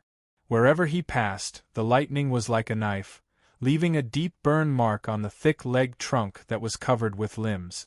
It was as fast as lightning. In the blink of an eye, after crossing hundreds of meters, Huaisher rose into the air and opened his mouth at the squirming flesh supported by the 16 thick limbs. Flashes of hot metal burst out. Immediately after, Huaisher saw the squirming flesh suddenly split to the sides, and a limb that changed constantly like a hand grew out from it. It suddenly unfolded the membrane at the tip of the finger, and against Huaisher's metal breath, it broke through the air towards his face. Slap! The palm that was burned to ashes smashed onto Huaisher's body like a pillar. It flew backward. Like a wild dog that was kicked into the air, it spun in the air awkwardly and landed on the ground. Then, it felt the whistling of the wind and rushed forward. Behind him, thick limbs continued to smash down, causing the crumbling city to become more and more broken. Amidst the roar, the earth shook and the mountains shook. Huaisher was so scared that his tongue was hanging out. Generally speaking, the larger the creature, the slower its speed. Why was the king unbelievably fast after turning into a monster? He finally understood one thing. Even if it looked like a squirming lump of rotten meat, it could unreasonably extract the flesh of other parts and grow new limbs at any time. It was equivalent to being able to change the position of all organs at any time. Even if he attacked from a blind spot, in the next moment, the blind spot would become a front. It was not just 360 degrees, even the top and bottom had no gaps or weaknesses. What was even more frightening was that it seemed to be constantly evolving. After being burned by the lightning, its body began to tremble rapidly. A terrifying high temperature was emitted, causing hot steam to spurt out from its body like a high-pressure water pump. Then, its body suddenly shrank by a third. But what was even more difficult was that the surface of its limbs quickly hardened and dried, turning into pieces of chitin structure like insulation tiles. Big armored spider! Huaisher sucked in a breath of cold air. Then, she saw the giant spider running towards her. Its huge shadow shrouded the husky's face, and its razor-sharp limbs trampled on the husky's face. The speed was extremely fast. He didn't even need to use recoil, yet he was able to fire more than 108 shots per second. Countless crisscrossing cracks appeared on the ground, and the broken walls were cut into two halves, 4 halves, 8 halves, and even more fragments flew out in all directions. In his haste, Huaishur was hit by a slash. He found that the thick scales on his back had a leukoplakia mark on them. Huaishur's non-existent hair stood on end, and his tail stood up in fright. He ran for his life, narrowly avoiding the slash of the saber feet. Then, he suddenly reacted. That's not right. I have defenses too. I've already turned into a dog, an armored and bulletproof teenage dog. It won't be able to kill me with one slash, so what's there to be afraid of? Face it head on, don't be afraid. Anyway, I'm a superhuman. I almost forgot that I still have the cheat of the confining hand. Huaishur turned his head, and after applying another layer of iron paste on his scales, he suddenly turned around and rushed towards the king spider that was eroded by the abyss. Wolf advance, phoenix soars to the moon. He ran wildly and jumped into the air against the slash of the saber feet. He aimed his sharp feet at the king spider's abdomen and flew out like a cannonball. Southern Battle Dragon Wolf Cannon Fist. Boom! In the loud noise, the iron dragon wolf broke through layers of slashes and crashed into the king spider's face. Well, if it had such a thing as a face. Anyway, Huaishur specifically chose a place with more eyes and faces. After hitting the king spider, Huaishur felt that after breaking a layer of carapace, he hit a layer of rubber wall, and the impact was completely dissolved. Then, he flew backward. Damn, there's a buffer layer? He only saw blood splatter and then quickly coagulate. Although it didn't seriously injure it, the effect was still outstanding. The king spider staggered back a few steps and almost couldn't support its body. Huaishur also felt that his vision turned black, and he had a concussion. With the king spider's roar, one of its saber feet suddenly changed from light and sharp to heavy and thick, looking like a door sword. It seized this fatal gap and slashed towards Huaishur's head. The premonition of death broke out. Huaishur didn't hesitate, and his tail picked up the blade behind him, raised it and blocked in front of him. Then, he flew backward again. When he landed awkwardly, he saw that the big sword hanging on his tail had layers of cracks. As the tail loosened, the big sword fell on the stone, and this ownerless sword broke into 2 pieces from the middle. Huaishur felt a heartache when he saw this. Although he didn't maintain it as diligently as usual these 2 days, he always connected it from time to time. Now it was completely gone. What a pity! Eat my mule kick! In anger, Huaishur stomped his 4 feet and suddenly flew into the air. After spinning 7,200 degrees in the air like a spiral armor-piercing dog, he suddenly kicked at the giant spider with his back foot. Electric venomous dog drill. A tragic gap burst out. Before the king spider could fight back, Huaishur took the opportunity and flew into the sky again. He suddenly curled up his 4 legs and shrunk into a ball. At first glance, it looked like a tire covered with spikes, entwined with electric light and spinning wildly. Then, the iron light of the hand of confinement burst out from it. Huaishur suddenly had an idea and applied the power of the axe of wrath to himself. Now more than 40% of his body was made of alloy. At this moment, after the sudden pain, the sharp scales all over his body appeared restless red. It was like a flame rising. A fierce weapon awakened in his body. At this moment, the dog was the axe, and the axe was the dog. Even Huaishur admired himself for being able to come up with such a messy idea. But as long as it could be used, who cares? Following Huaishur's roar, the crazily spinning dragon wolf descended from the sky. Invincible wind flame wheels! As it spun wildly, the axe of wrath slashed down, then slashed again, 3 slashes, 4 slashes, 5 slashes, 6 slashes, 8 slashes, and so on. In an instant, it was unknown how many slashes it had made, but it actually tore open a bloody wound on the king spider's body. The physical damage was secondary. What was more serious was the origin substance attack. The origin substance was wrapped in the dragon wolf's rage and savagery. The violent origin substance deeply wedged itself into the king spider's chaotic consciousness, causing the countless lizardmen's souls to instantly collapse. Huai Shi ignored the crazily spinning darkness in front of him. The moment he landed, he once again charged towards the thick limbs in front of him, his sharp iron tail sweeping horizontally. Giant axe chopping tree. Boom! Amidst the loud noise, the thick limb formed from countless wriggling flesh was cleanly cut into two. The messy giant spider had lost a leg, and its blood rained down like rain. However, it didn't seem to hurt or itch at all. After all, it had so many legs, so one more or one less wouldn't make a difference. However, there was no doubt that Huai Shi had angered it. Countless distorted faces gathered together, forming a sinister mouthpiece. It opened its mouth and roared angrily at Huai Shi. Immediately after, it spat out a viscous, dark green venom. The venom was like a flood, burning with a dark green light. It didn't look like anything good at first glance. Huai Shi was so scared that he hurriedly fled.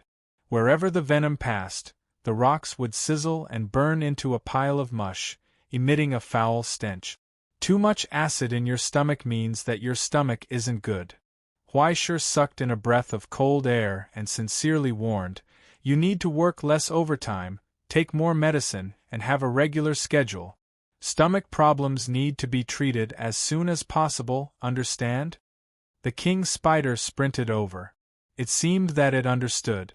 In addition, it raised its sharp, blade-like legs once again, expressing its gratitude to Huai Shi. This thing had gone berserk. When he saw it casually slice open a crack in the ground that was large enough to bury him, Huai Shi's eyelids twitched wildly, and he hurriedly retreated. However, as he sprinted, his body emitted a cacophony of metallic sounds. Countless scales and carapace trembled, and under the cover of the origin substance, he began to change again. In the blink of an eye, his originally thick and ferocious body became nimble and slender, and a faint, dark green fog began to spread from his body. Wherever it passed, pure white irises began to grow. Spear of compassion. Huai Shi hadn't expected that after changing the status of the weapon on his body and strength would also change. The current him was more than twice as fast as before. When the lightning flashed, no one could even clearly see where his body was.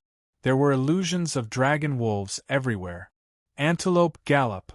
Huai Shi stepped on the blade-like legs and leapt into the air once again. Sloth kick. As Huai Shi shot through the air, the sharp claws on his hind legs also shot out, tearing open a gaping wound on the king spider's body. The poison from the azure-crowned dragon seeped into the spider's flesh, causing its tough carapace to rapidly age.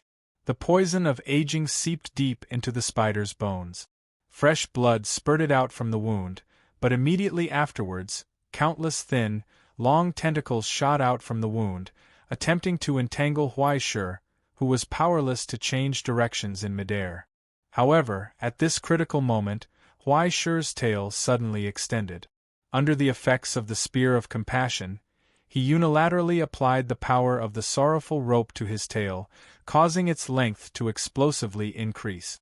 As Huai Shi swung his body, his tail wrapped around one of the spider's legs. He suddenly pulled, causing his body to float through the air, easily dodging the pursuing tentacles. As he floated through the air, he even managed to entangle the spider's other two legs. Immediately afterwards, Huai Shi roared. Black tiger preying on trapped lamb.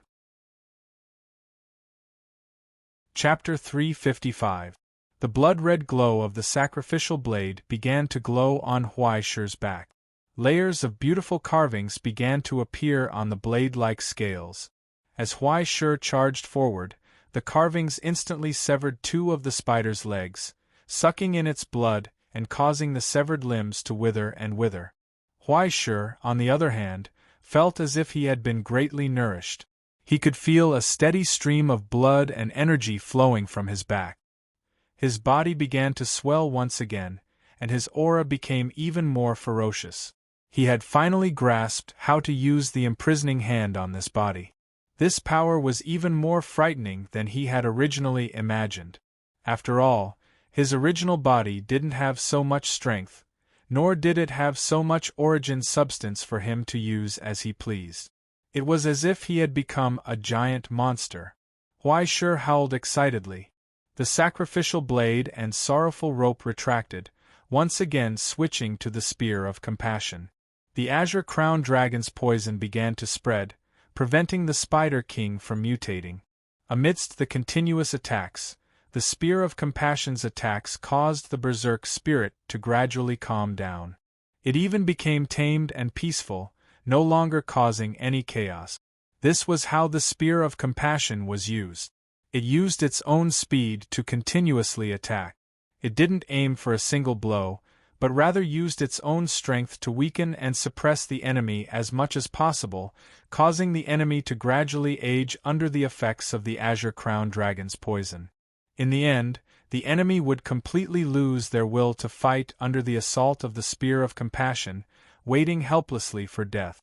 Even with Huaishur's current strength, he couldn't just wait helplessly for death. He could at least eliminate the corrosive seed's most troublesome regenerative ability and berserk will. Immediately afterwards, he made full use of this precious opportunity. The power of the Axe of Wrath chopped down. The Spider King once again cried out in pain. Fresh blood began to flow from its wriggling flesh. Speaking of which, how many times had it spat out blood already? Having a lot of HP really was impressive. Huaishur clicked his tongue inside. He slowly retreated 2 steps, just barely dodging a wave of the spider's furious attack. He gathered his strength slightly, preparing to deal a vicious blow. In the next moment, Huaishur shouted, "Wolf attack!" But in reality, it was a dragon wolf cannonball, which was a spiral armor-piercing dog, that shot through the air again. After breaking through several layers of defense with his sharp horns, he soared into the sky, hovering above the Spider King, and looked down. Then, he fell straight down, descending from the sky. In the sky, Huaishur had already used the same trick. His entire body was curled up, and blazing electricity rose from his scales. The invincible wind-fire wheels had reappeared in the world. A trick that had been used once was useless against the corrosive seed. The Spider King roared angrily and suddenly crouched down. Dozens of sharp tentacles rose from its squirming main body and pierced towards the sky like a forest of spears. Facing the countless piercing cold lights, Huaishur's body had already started to spin crazily. Crazy electric light descended from the sky, instantly tearing apart the layers of spikes. However, more and more tentacles had already surrounded him. He was trapped in a cage. It was at this moment that a large dog head popped out of the invincible firestorm wheels. It opened its mouth and grinned at the tentacles that were closing in on it. Huaishur took a deep breath. Metal Breath LV3 Gold Collection Enhanced Version V3. 0. Volcano burns the farm. In the next moment, flames erupted from Huaishur's throat. It was a vast metal torrent that had evaporated into iron mist. Violent electric light was wrapped on it, piercing through the dark sky, causing all the explorers to raise their heads in shock. It stung their eyes. What was even more exaggerated was the origin substance that had erupted from it. Regardless of whether it was the Axe of Wrath, the sacrificial knife, or the Spear of Compassion, all the weapons that could be used to attack were applied to this breath. In an instant, all of Huaishur's origin substance shattered and fused with every particle of metal breath, causing the countless whistling torrents of metal breath to turn into small weapons that were fleeting and hard to see. This was a terrifying move that was comparable to the firepower of a heavy machine gun. In an instant, countless origin substances and physical attacks had been launched. It was even a siege heavy machine gun that had been burned by high temperatures, metal storm, or to use a simpler and more crude method to describe it, light cannon. As the invincible wind-fire wheels spun wildly, the light cannon fired wildly. It was like a long sword that could pierce through the heavens and the earth. It turned back and slashed, instantly piercing through and tearing apart the Spider King's ferocious body, causing countless surging flesh and blood to be charred and fall apart. The tentacles were broken and burned to ashes. A huge bloody hole had already appeared on the Spider King's body. It was the mark left behind by Huaishur when he had pierced through it. What was even more shocking were the countless violent slashes around the bloody hole. This was a terrifying attack that Huaishur's body could never hope to achieve. Every single slash was enough to cut the Spider King into pieces. The only reason it was still able to stick together was because of the remaining vitality in its flesh. It was as if it had been pieced together with glue. However, it could no longer support its body. It collapsed to the ground, along with Huaishur, who was in the deep hole. By the time Huaishur crawled out of his daze, he finally felt a wave of indescribable exhaustion. This was the first time he had felt such an exaggerated amount of pain and exhaustion from a giant beast's body. It was as if it had lost all of its strength. This was the result of talking too much. And the results of this battle were so great that it was difficult for anyone to even dream of. Even he himself couldn't believe it. As if it had seen through his strong exterior, the ground trembled. A giant beast that had been hiding nearby poked its head out of the ground and brazenly attacked him. Huaishur didn't even have time to turn around before he felt the wind blow against his face. A sharp tentacle brushed past his cheek. It pierced through the wailing giant beast and wedged it deeply into the stone. Then, the tentacle broke and quickly hardened, turning into a stone-like texture. In the dead silence, other than the wailing of the giant beast, there was only the sound of the Spider King slowly crawling up. The 3 remaining knife legs propped up its charred body. On the countless broken faces, the resentful eyes had slowly closed, as if they had fallen into a deep sleep. And in the blurry flesh and blood that had been opened up, the king's upper body vaguely appeared. He looked at Huaishur and gave a wretched smile with difficulty. "Big Spirit," it asked softly, "is this really okay?" Huaishur grinned at him indifferently. He propped up his body with his claws, climbed up, moved forward, and reorganized his posture. He didn't answer. He just used his actions to express everything straightforwardly. "Have you decided?" The king stared at his determined eyes and asked in a trembling voice, "Won't you regret it? Big Spirit, are you really willing to bear such a heavy burden? If you have time, isn't it good to breathe more fresh air?" Huaishur stepped forward and told him expressionlessly, "Don't think that I'm easy to talk to. In fact, I'm the kind of person who exterminates evil and does everything to the extreme. Once I start to run amok, I won't even let a disabled person go. So, if you're targeted by someone like me, you should just consider yourself unlucky." Then, the king's smile became clearer. He was full of gratitude. It was as if he had been saved. "Come on then, Great Spirit, come on!" He widened his eyes in ecstasy. The deformed spider spread its knife legs again, showing the last despair and fierceness from the erosion of the abyss. "You, who inherited this god's remains, will definitely be able to replace us, as the proof of our existence, and continue to exist in the future. Continue to exist." The hoarse whisper turned into a bestial roar in the end. In the last obsession of all the lizardmen, countless faces opened their eyes at the same time. They prayed fervently, chanted hymns, and launched a final attack on Huaishur. Lightning soared into the sky again. The dragon wolf roared. Then, a blazing iron light flashed and disappeared. As the dragon wolf and the spider intertwined, it came to an abrupt end. From the spider's chest, another ghastly wound appeared amidst the shattered flesh. Countless crimson tendons that looked like nerves and blood vessels floated in the air, still connected to each other. And on Huaishur's face there was a sharp knife mark. Terrible blood flowed slowly from the broken face. In the dragon wolf's huge mouth, there was a hideous sarcoma that was still pulsating. It looked like a heart. One could vaguely make out the original appearance of the god's remains, and the deformed body of the king that had merged into it. At the last moment, the shriveled face raised with difficulty, revealing a smile of relief. Then, as Huaishur pulled with all his strength, the last connection was suddenly torn off. The dragon wolf's teeth suddenly closed. The god's remains were broken. A trace of blood flowed out from between his teeth.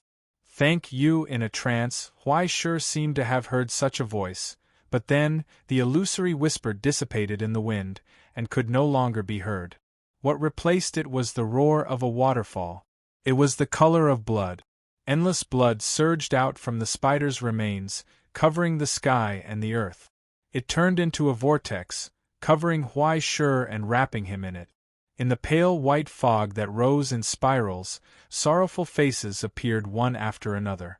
Along with the blood torrent, they plunged into Huaishur's body. The despair, pain, and endless abyss of hundreds of thousands of lizard men swallowed Huaishur. Then, the violent power of evolution burst out from the fragments of the god's remains and poured into his body. The terrible transformation and rebirth once again played out in this endless blood. But this time, there were countless solemn chants. It was a sacred and solemn song. Countless sorrowful prayers, desperate cries, and even the final whispers of unwillingness rubbed against each other, bursting out the solemn song of begging for relief and redemption. But hundreds of thousands of deaths overlapped together, pulling and drowning Huaishur's consciousness, pulling him inch by inch into the depths of the abyss. A terrifying aura from hell erupted from the blood, sweeping and instantly drowning the entire city, completely turning this broken country into an out-and-out demon realm. In the deepest part of the demon realm, in the blood that was tainted black by the abyss, a blazing light suddenly lit up. Then, there was a terrifying roar that shook the sky and the earth. The world was furious. Huaishur opened his eyes. Chapter 356. Above the broken sky, turbid waves surged into the sky. Tens of thousands of tons of seawater were swept up by the shadows in the abyss. Those wild waves collided with each other, bursting out the high-pitched roar of steel rubbing against each other. Accompanied by the high-pitched cries in the deep sea, sharp and heavy icebergs rose from the deep sea one after another, emitting a terrible cold. Frost spread. A cold storm swept through, instantly freezing a thick layer of ice between the surging tide. It was as if a huge ice island had risen from the deep sea. It was slowly controlled, shaped, and completely transformed by some kind of violent force. In the end, it turned into layers of cold walls that sealed off the area. It resisted the vicious rays from the sky. As if the malice of the entire world had gathered here, in the crazily rising and falling depth index, the precipitation of the abyss had already dyed the dark green ocean into pitch black. High up in the sky, endless tyrannical light shot down from the crack that seemed to have shattered, tearing apart countless icebergs. It was unstoppable. It was like a blade of punishment slashing down from the sky. Heaven's wrath. It was only a slight movement, but it stirred up the entire icy sea, causing countless frozen icebergs to fall apart, shatter, and even boil again, turning into terrifying steam. Then, they quickly froze in the cold hurricane, turning into fog that did not disperse, spreading between the sea and the sky. Then, the fog was torn apart again. Violent waves of air swept in all directions. It was because a ray of intense light descended from the sky. Everywhere it passed, everything was torn apart in the violent ravage. It was impossible to tell whether it was flames or lightning. It was only a piece of magnificent crystal the size of a thumb, but it was the essence of destruction. As one terrifying crystal after another fell from the sky, the entire ice sea was glowing and wailing. It was shaken, torn apart, smashed, and even evaporated. Compared to such a heavenly might, such a huge and violent ocean was not worth mentioning. The violent ravage lasted for an unknown period of time until the deep ocean was peeled off layer by layer. It was like peeling off an onion. The huge monster hidden in the deep sea revealed its ferocious face. Even though it had been severely injured by the heavenly might, the bloody light in the 9 pairs of eyes was still violent. Under the protection of countless ocean currents and ice crystals, the pitch-black nine-headed serpent coiled above the dry seabed. The underwater volcano had already erupted under such a terrifying shock, but the splashing lava was like an illusion, unable to leave a single burn mark on its scales. It was the rebirth of the legendary Hydra. The mountain-like Hydra stretched out its neck and roared, creating layers of violent waves of air. It faced the sky and pulled at the endless seven seas, launching its own counterattack. Their instinctive control over the seawater did not cause the huge waves that they had before. Instead, as the frosty wind blew out from the 9 giant mouths, the seawater was frozen into ice that was not inferior to any steel. The ice was growing, like a tree sprouting branches and leaves. From this vast ice field that was formed in an instant, the crazily growing ice formed a base that was even sturdier than steel. It was constantly adjusted according to the standards of the most rigorous war fortifications. In the end, as the torrent rolled, what emerged from the water were countless ice cannons that were aimed straight at the sky. In the blink of an eye, the vast ice field was occupied by a forest of cannons. If one were to look at it from afar, they would definitely be shocked by this unbelievable scene, right? But now there was no spectator who dared to come within a radius of millions of miles. Everyone who thought that they were lucky had long been torn apart by the intense light. In the next moment, following the Hydra's roar, the vast ice field suddenly trembled, bursting out with an unprecedented roar. As countless waves of air violently swept out, the spectacular ice-metal forest instantly fell apart. It was destroyed by its own explosive power. Following the shattering of the ice field, almost endless cannonballs had already soared into the sky, tearing through the turbulent hurricane and soaring to an extremely far place in an instant. The cannonballs that were originally the height of an ordinary person now looked like fine grass seeds, unable to be seen clearly. After the grass seeds drifted into the crack in the sky, the power hidden within them erupted abruptly. Layers of complicated secret techniques spread out from within. After this fleeting alchemy skill flashed past, terrifying ice clouds that had already reached absolute zero had already sealed, covered, blocked, and even forcefully closed the shattered sky. Behind the frozen sky, rumbling sounds kept erupting, and intense light kept appearing and disappearing. In the end, the heavenly might that had already exhausted its power could no longer tear apart the Hydra's defense. As endless ice and snow fell from the sky, the crack that seemed to have come from hell slowly closed. It had finally survived the heavenly punishment from the night of the witch. Above the frozen sea, only the Hydra was panting tiredly. The breathing of the 9 huge mouths was like a hurricane, stirring up chaotic ocean current. Purely from the perspective of alchemy, this giant beast's body is really convenient. The Hydra muttered to itself. If this was my original body, not to mention this scale of alchemy, even if it was only a fraction of a million, it would be enough to squeeze my origin substance dry. It paused for a moment, and the leftmost head tilted slightly. It saw a shadow projected in the void. Lord Shafe, what brings you here? Its attitude towards its partner was not close. Its tone towards the Creator, who was supposed to be high and mighty, was also not respectful. As an alchemist, such an attitude was not strange. No, if it were an alchemist with a more traditional background, such an attitude would be considered intimate. After all, to an alchemist, even if they respected the Creator, they would at most stay at a respectful distance. Even though they were from the same school of scholars, both sides had already separated due to differences in ideology. Even before the appearance of the first Creator in history, the conflict between both sides had already become increasingly acute. Under the oppression of the Church, the scholars banded together to establish the Pioneer Society, but excluded the alchemists. Of course, part of the reason for this was because of the dispute between monetary interests and sovereignty. But more of it was because the direction that both sides pursued was completely opposite. If the scholars were to create laws in order to create a reality, Then alchemy was to seek knowledge from the abyss. What the alchemists yearned for was the prototype of miracles, the spring of essence that flowed from the bottom of hell, the depths of the abyss, the eternal mysteries. In short, it was something that was absolutely unscientific. Since early on, the scholars had resisted and discriminated against existences outside the reality due to the danger of the abyss. They focused on studying knowledge that existed in the world of the living. As for the dead world, they would explore it after death.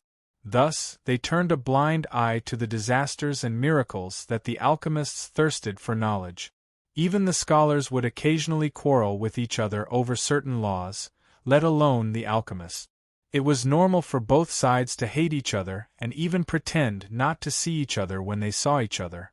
Being able to greet each other, in addition to the contract between both sides, was already a sign of respect for the noble title of the Creator. Lord, there is no need. I am still 2 generations behind your master, Garland Dion. There is no need to be so serious. Shay's projection waved his hand indifferently.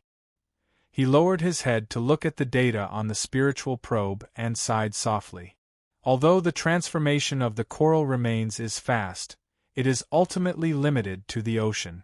Now it seems that even if more supplements are added later, the interference from the source will still have a certain impact on the consequences of fusing with the divine remains. The ocean is the cradle of life, but there is ultimately a limit. If it is a creature on land, it will definitely be more convenient, right? The Hydra glanced at its body that was rapidly recovering.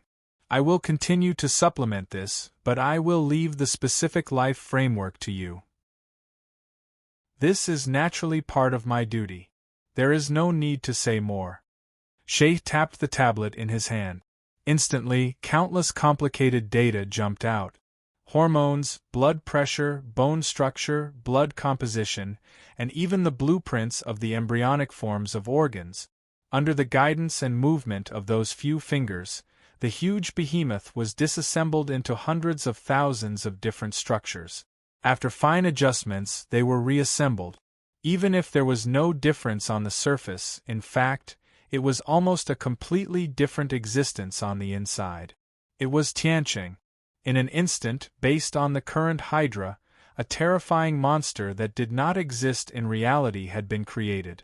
Regardless of whether it was the innermost genes, cell structure, or the design of the 16 subbrains, everything was perfect as if it had gone through the test of thousands of years.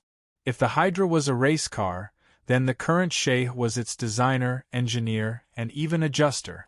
Every detail was firmly grasped in his hands. The adjustment this time has used a brand new structure. Although it is slightly radical and risky, it should not be a problem for you now. In just a few minutes, Shay clapped his hands and completed the task. I have specially left 6 extra subbrains for your alchemy array, and there are also special glands that can convert your blood into source substance in a short time to replenish your consumption. After thinking about it, toughness and adaptability are indeed the most important. If it is a battle of attrition, you will not have any opponent. Okay. As Shay's representative, the alchemist Gulyulu had no objections. At the end of the day, he knew that he would most likely become a tool in this exploration. However, he was tempted by the mystery of the abyss contained in the Night of the Witch and still chose to come. Was it not equivalent to teaching some tuition fees just to be a tool? If there was effort, there would be gains. This was already a rare and precious gift. If anyone wanted to force him to come, they might as well not come.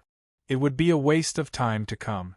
Therefore, when Shay proposed cooperation, he directly ignored his position as an alchemist and hit it off. Apart from that, there is one more thing I need to inform you. Shay's expression became serious. The inference about the destruction element, the beast of eternal life, is correct. Gulyulu's 9 heads lifted. It was as if he was frowning. Chapter 357. The message in Shah's words was very serious. But for him, it was a great advantage. If this witch's night contained the mystery of the beast of eternal life in addition to the rancher, it was a good thing that was worth an alchemist risking his life for. It was a gain.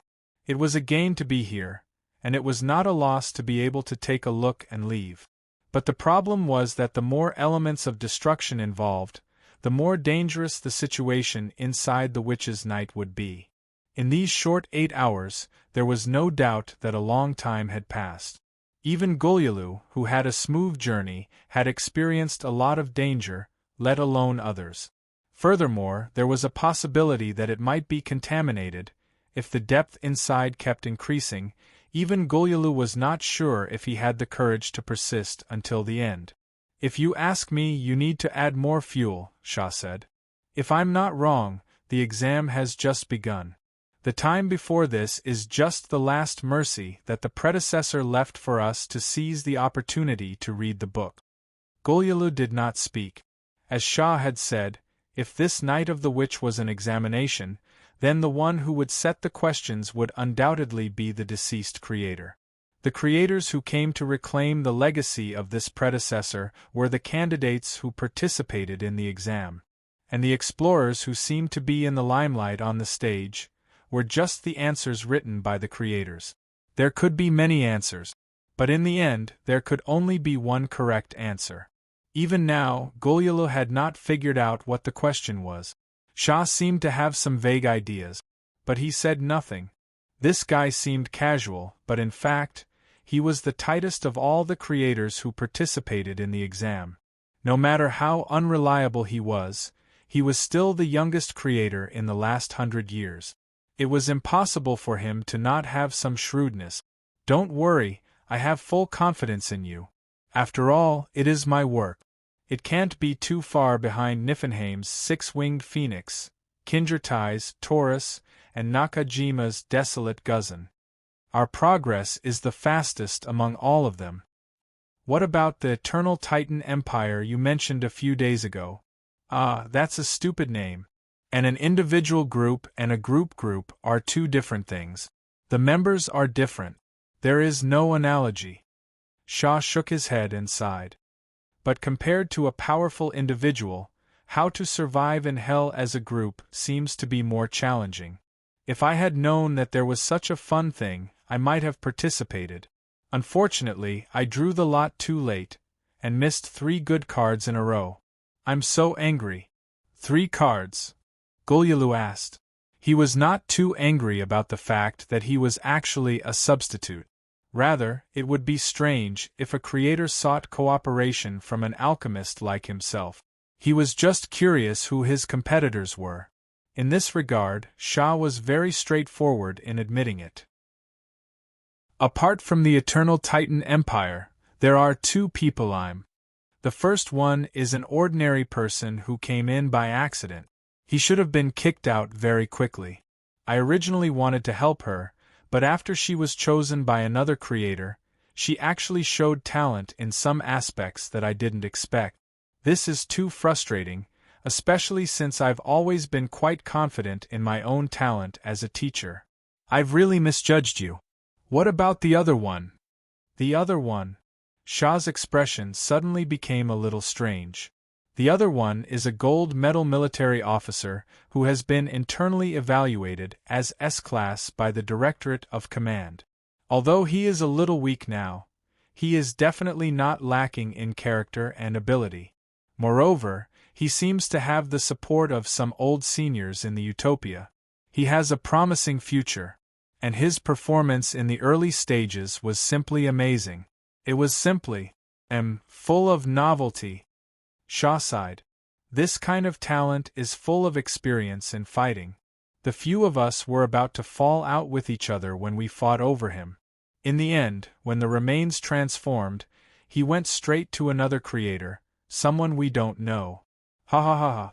You don't know, but Niflheim's face turned green at that time. Do you want to see it? I even took a picture. Take a look. He excitedly wanted to show his gains to Gulyalu, but he was coldly rejected. There were some jokes that Sheikh could make, but whether the others were qualified to listen to them or not was another matter. Gulliela was quite self-aware about this and did not want to get involved in the mess in the continuation court. Anyway, congratulations on completing the god transformation. Shah threw away the tablet in his hand and congratulated with a smile.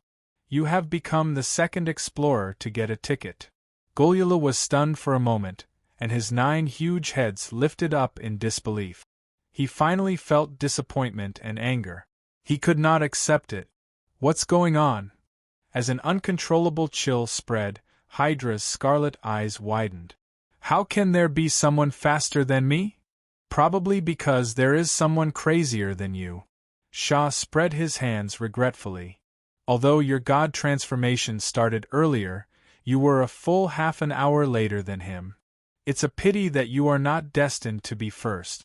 Shah could not help but turn back and look at the shattered land thousands of miles behind him. He could not help but sigh softly. I told you earlier. That's a really good card. 45 minutes ago, at the moment when Huaishur was engulfed by the bloody light. In the 5 cities, all the giant beasts felt a burst of panic from the bottom of their hearts. It was an instinctive fear, just like the riot of rats before an earthquake. They felt as if there was a knife at their back.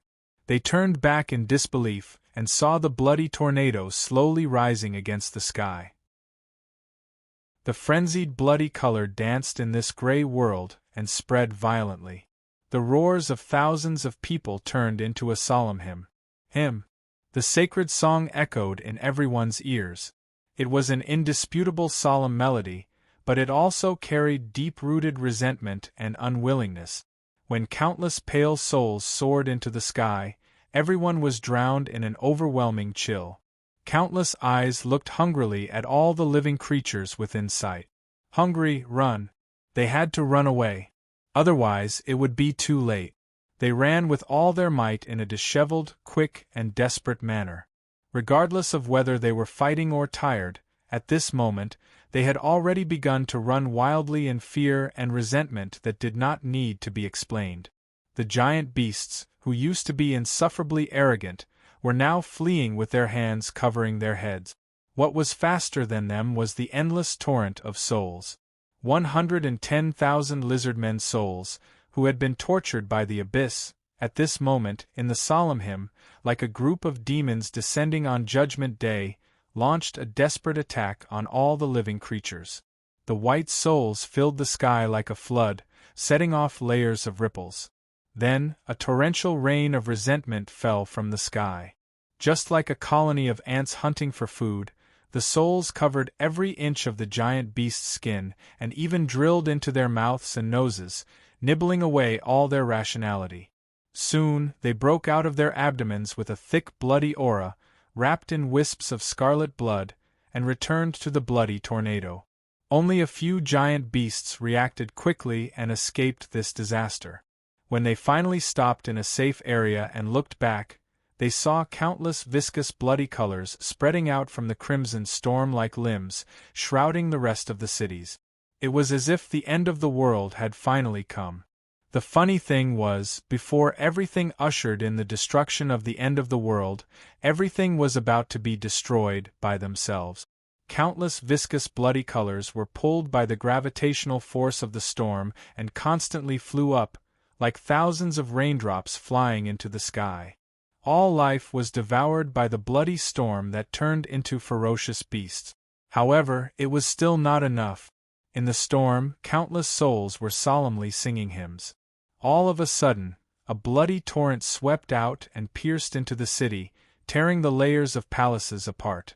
In the end, it brought a skull that looked like it was made of iron and stone back into the bloody storm.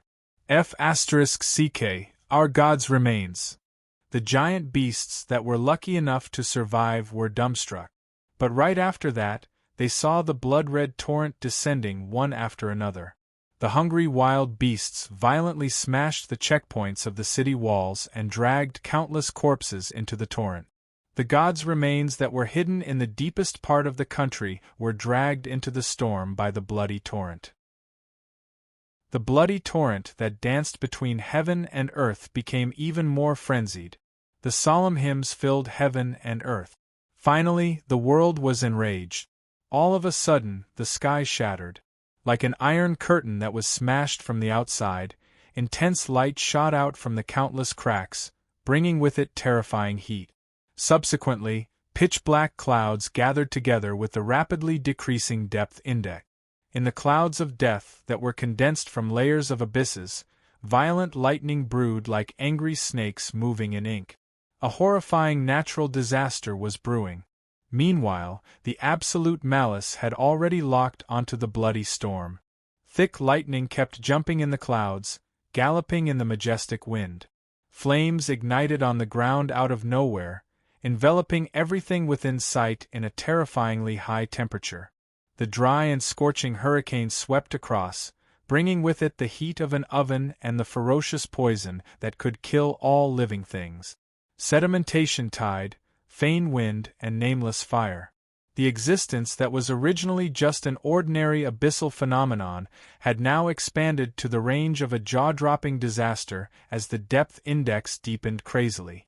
It was enough to turn the entire city into ashes in an instant. There was no doubt that intense malice had descended here. When Huaishur opened his eyes, he finally caught a glimpse of the endless lightning that almost occupied the entire sky through the bloody storm. F***ck, the terrifying light that was enough to burn an ordinary person's eyes was reflected in his vertical pupils. He could not help but open his mouth in shock. Which fellow cultivator is undergoing the heavenly tribulation here? Soon, the enraged heavenly punishment answered this question. Countless bolts of lightning were like spears, carrying flames that would not hesitate to burn the three realms to ashes. They were aimed at Huaishur's stunned face. Ah, it's me. He finally came to a realization. Just as the sky was filled with lightning, he raised his dog head, pondered for a moment, and calmly analyzed, "Oh my God, I'm dead." At that moment, lightning fell from the sky like rain. Chapter 358. It was as if 100,000 heavenly soldiers and heavenly generals had come to his head while he was sleeping. They surrounded him in an inescapable net, waiting for a one-eyed black man with permed hair to jump out with 2 guns in his hands and shout at him. Surprise mother-f***er. Now, a surprise fell from the sky. It illuminated Huaishur's pupils. He raised his head stiffly and looked up at the violent lightning in the sky, dumbfounded. Oh my God, what sin have I committed? Did I say something like, "I'm going to defy the heavens in my dream again"? But this was not the same as shouting hundreds of thousands of times when I was sleeping, right? Before he could shout, "Wait, you've hit the wrong person," the forest-like lightning fell from the dark clouds. In the almost frozen time, they stabbed at Huaishur's stunned face inch by inch. The speed was so fast, Huaishur could not react at all. If there had to be a precise time, it would start when the comma between "Oh my God" and "I'm dead" appeared. And in Huaishur's expectation, he would be hit the moment the word "dead" appeared, and finally turn into a piece of charcoal in the lingering sound of the word "dead." As the lingering sound lingered, he was completely cold. But in fact, he was not cold. His body temperature even rose slightly. Because at the moment when the word "mother" was not out of his mouth, a power more solemn and terrifying than lightning sprouted from the depths of the blood-light. Accompanied by thousands of people's hoarse chanting, a sacred melody resounded in the void. And pure white light slowly emerged from behind Huaishur's dog head and rose. Holy! Holy! Holy! An invisible power distorted the air and covered its outline. However, as the tens of thousands of lightning bolts descended from the sky, a violent gravitational force burst forth from it, pulling the countless dazzling and scorching lightning bolts into it. It was like an oversized lightning rod. Not even a trace of the weak aftershock fell on Huaishur's body. After greedily devouring all the thunderbolts, it seemed to have finally completed its transformation, and its appearance emerged from the void.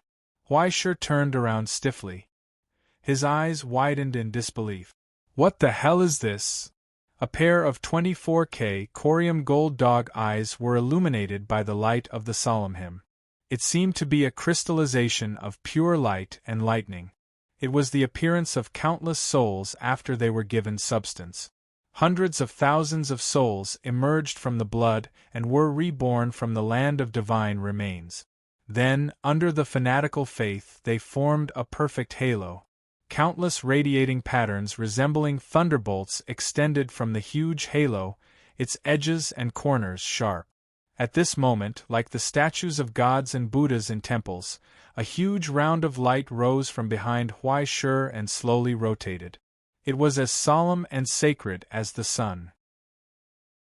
The fervent prayers of countless souls emerged from within, stacking together to form a song that was as vast and mighty as the truth. They are praying, they are chanting, they are praising.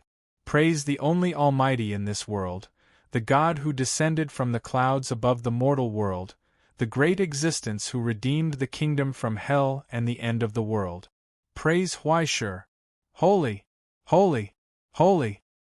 The all-powerful God, the eternal Almighty, the indestructible Savior, and the invincible Holy Spirit. Holy, holy, holy! With Huai Shi's tolerance and transformation, they received protection and redemption from pain and despair. Now, their souls were running in Huai Shi's blood. Their consciousness was sleeping in Huai Shi's soul, and their faith and reverence had turned into this flawless and solemn halo. As the halo rotated, it seemed to stir up countless heavy pivots between heaven and earth, causing all things to operate here, declaring the existence of all truth and redemption in this world. This was the last thing that all the lizard men did for their savior, an insignificant contribution and gratitude. If Huai Shi really did save all of this, then all of this power would rightfully belong to Huai Shi, the savior of the lizard men, the only hero in this world who was willing to carry the entire kingdom out of hell.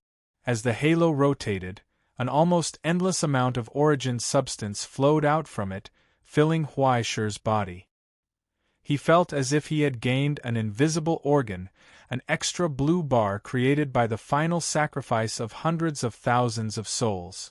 Compared to his own reserves, it was more than 100 times the terrifying capacity and a completely unscientific recovery speed. Now, as Huai Shi stood up, the blood-red storm quietly dissipated. It was as if the red dust had been blown away by a hurricane. From the depths of the darkness, a ferocious silhouette that was completely different from the past finally appeared. The remaining lightning poured down from the sky, but it did not dare to touch his figure. It only flashed for a moment, illuminating the figure standing in the blood-red storm. I'm still more used to my current state. Huai Shi slowly raised his hands in front of him, staring at the clear cross as he grinned.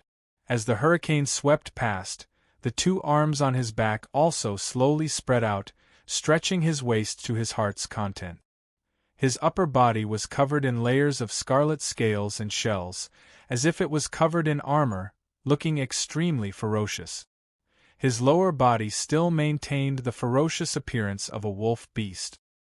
His 4 thick legs had sharp claws, and his long, sharp tail swayed freely, creating streaks of sparks as it rubbed against the broken ground. As he raised his head, the 4 curved horns on his ferocious face, which still vaguely retained the contours of his past, were aimed at the sky. Lightning jumped on them, illuminating his huge, amber eyes.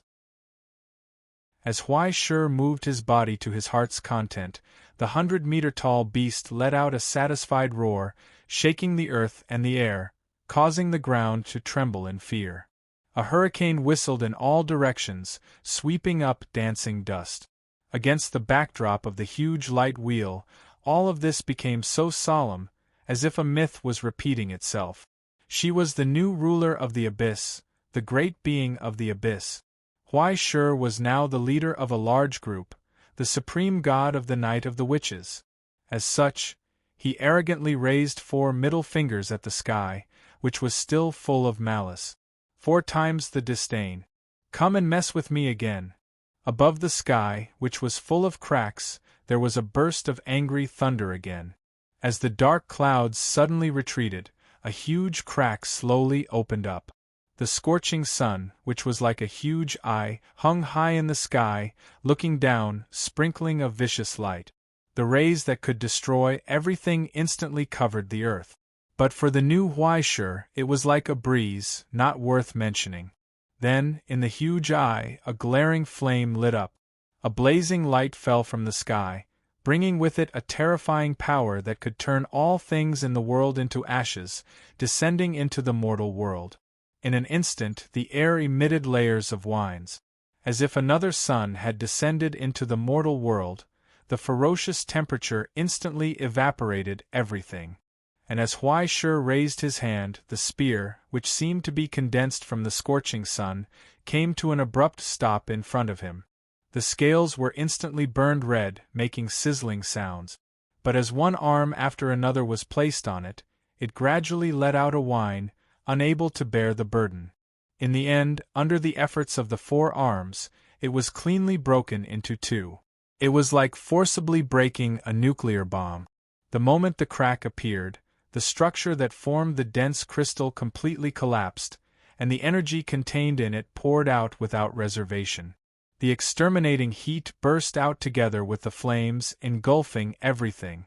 The earth shook and the wind swept through. The ruins of the mountain and the city were torn apart layer by layer, forming a deep depression. And in the scorched depression, a heavy mushroom cloud slowly rose. Soon, the mushroom cloud was cleanly torn apart. The scorched outline was revealed. Countless scales and shells were burned to charcoal, quickly falling off, and then quickly recovering along with the scorched shell, returning to its original state. In the end, the savage head of the dragonwolf slowly raised, grinned, and asked curiously towards the sky. Just this. No one responded. Only an increasingly heavy malice slowly condensed in the huge eye in the sky. Huaishur slowly lowered his head. In his hand, the slender sacrificial blade once again revealed its outline as the origin substance surged. Beautiful carvings and golden decorations quickly appeared under the nourishment of blood qi. But then, he couldn't help but shake his head. Something was missing. It was too light. The sacrificial blade dissipated, and in its place was the spear of compassion, which was now hundreds of meters long. But it still felt too light. Even the weight of the axe of fury made it difficult for this excessively large body to interest. In the end, Huaishur took a deep breath and slowly raised his hand. He allowed the memories of the countless spirits to flow through his blood. Then, the high-pitched sound of steel rubbing against each other resounded between heaven and earth. Just as he opened his 5 fingers, a ray of iron light burst forth, grew, and multiplied. If pain was condensed into iron, then at this moment, in Huaishur's soul, all the pain and suffering that the lizard men had once guarded, would be enough to forge the toughest weapon in the world. When layers of lightning covered it, from the dazzling flames, a pitch-black heavy piece of iron slowly appeared on the slender hilt that he was now holding with both hands. It had scales unique to warm-blooded animals and barbs and patterns that had been left behind by the distortion. Just by looking at it, one could feel waves of hallucinatory stabbing pain. A heavy iron hammer appeared under the power of the hand of confinement. This was the testimony of the countless spirits suffering, condensed from blood and tears under the ravages of the apocalypse, the hammer of pain. At that moment, Huaishur grinned, looked up at the sky, and stared at the huge eye. Then feel it, the power of pain. The earth wailed and trembled. Layers of cracks spread out. At present, the terrifying monster that could be called Bichimos had already leapt towards the sky, trampling on gravity and common sense, tearing apart the hurricane with a violent force that was completely unreasonable. In the blink of an eye, it had already rushed to the highest point of the sky. That crack in the sky that resembled a huge eye was right in front of it. Facing the eye, Huaishur raised the big hammer in his hand. At the tail end of the huge and heavy hammer, cracks suddenly opened, erupting with plasma flames condensed from thunderbolts. For example, pain. After a long period of torment, At the moment of weakness when it could no longer bear the burden, it instantly erupted like a volcano. The disintegration of the origin substance produced a fleeting and terrifying explosion, bringing unimaginable speed to the dancing hammer. Then, the pain and despair of all the lizardmen turned into a tangible weight that descended upon the huge eye. Boom! Countless amounts of blood-like lava sprinkled down from the sky, forming a rain of destruction that completely burned the earth. Amidst the rumbling, Bichimos landed on the ground and slowly raised its head. It looked up at the crack above its head that was gradually closing. As though it had truly felt pain, heavenly punishment fled from the mortal world in a sorry state. And before that, the giant eye's pupil had already been torn apart by the sudden pain. Huai Shi had blasted it apart with a single strike of his hammer. Chapter 359. Tue! Huai Shi waved his hand and dispersed the hammer of pain. He just casually spat and coldly expressed his disdain. Just average! As the lava and blood rain fell, there was no longer any trace of the giant eye in the gray sky. Between the desolate heaven and earth, only ashes were left floating in the wind. The ashes fell between the collapsed mountain peaks and the ruins, and no one could be seen anymore. There was only the present Huai Shi and a crystal lizard that slowly crawled out from the soil that had been burned into turbid crystals. Jonathan. He was simply a scourge that lived for 1,000 years.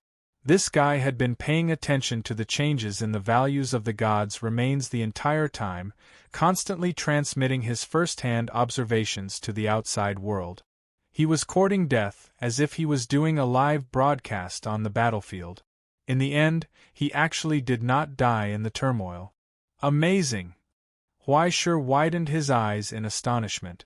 Why are you still alive? Before I get the research data, I won't die no matter what. Jonathan panted heavily, and the lower half of his body pulled out of the soil with difficulty. It was as if it had been crushed by something under the violent geological movement.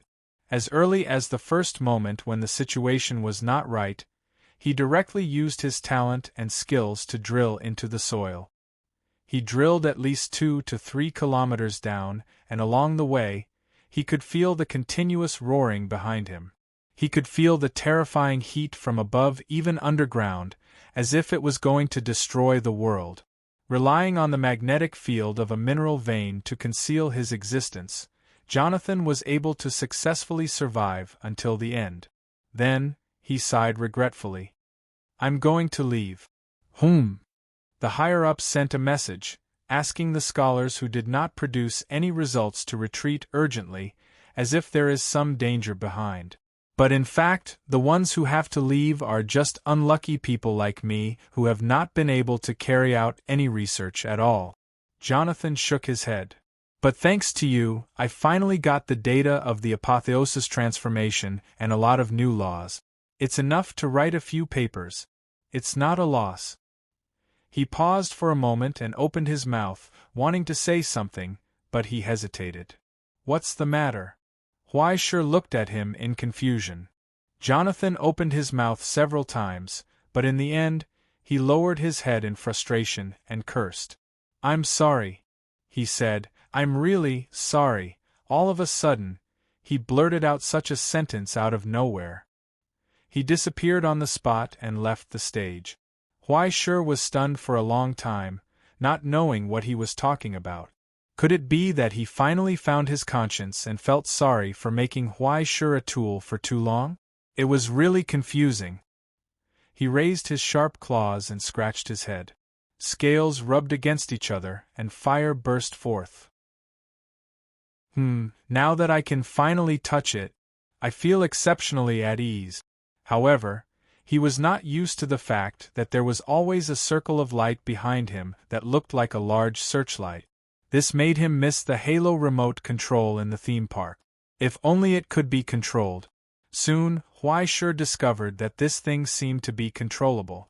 Not only could the brightness be controlled by Huai Shi, but it could also appear and disappear according to Huai Shi's will. The color could also be highly customized. Huaishir was having so much fun that he only stopped when his backlight turned into a high-frequency flashing colorful RGB light pollution. It felt like he was carrying a computer case. It was too exciting. Huaishir looked around happily. After making sure that there was nothing worth staying for, he nodded and said, "Fu Yi, let's go." In the silence, no one responded. Only a small stone rolled down from the ruins, making a bleak echo. Huaishir froze in place for a long time, and then smiled dryly. "It seems that you are really leaving," Huaishir smiled bitterly. He couldn't help but miss her. But soon, he began to reflect on himself. When there was danger, he turned hostile and drove her away.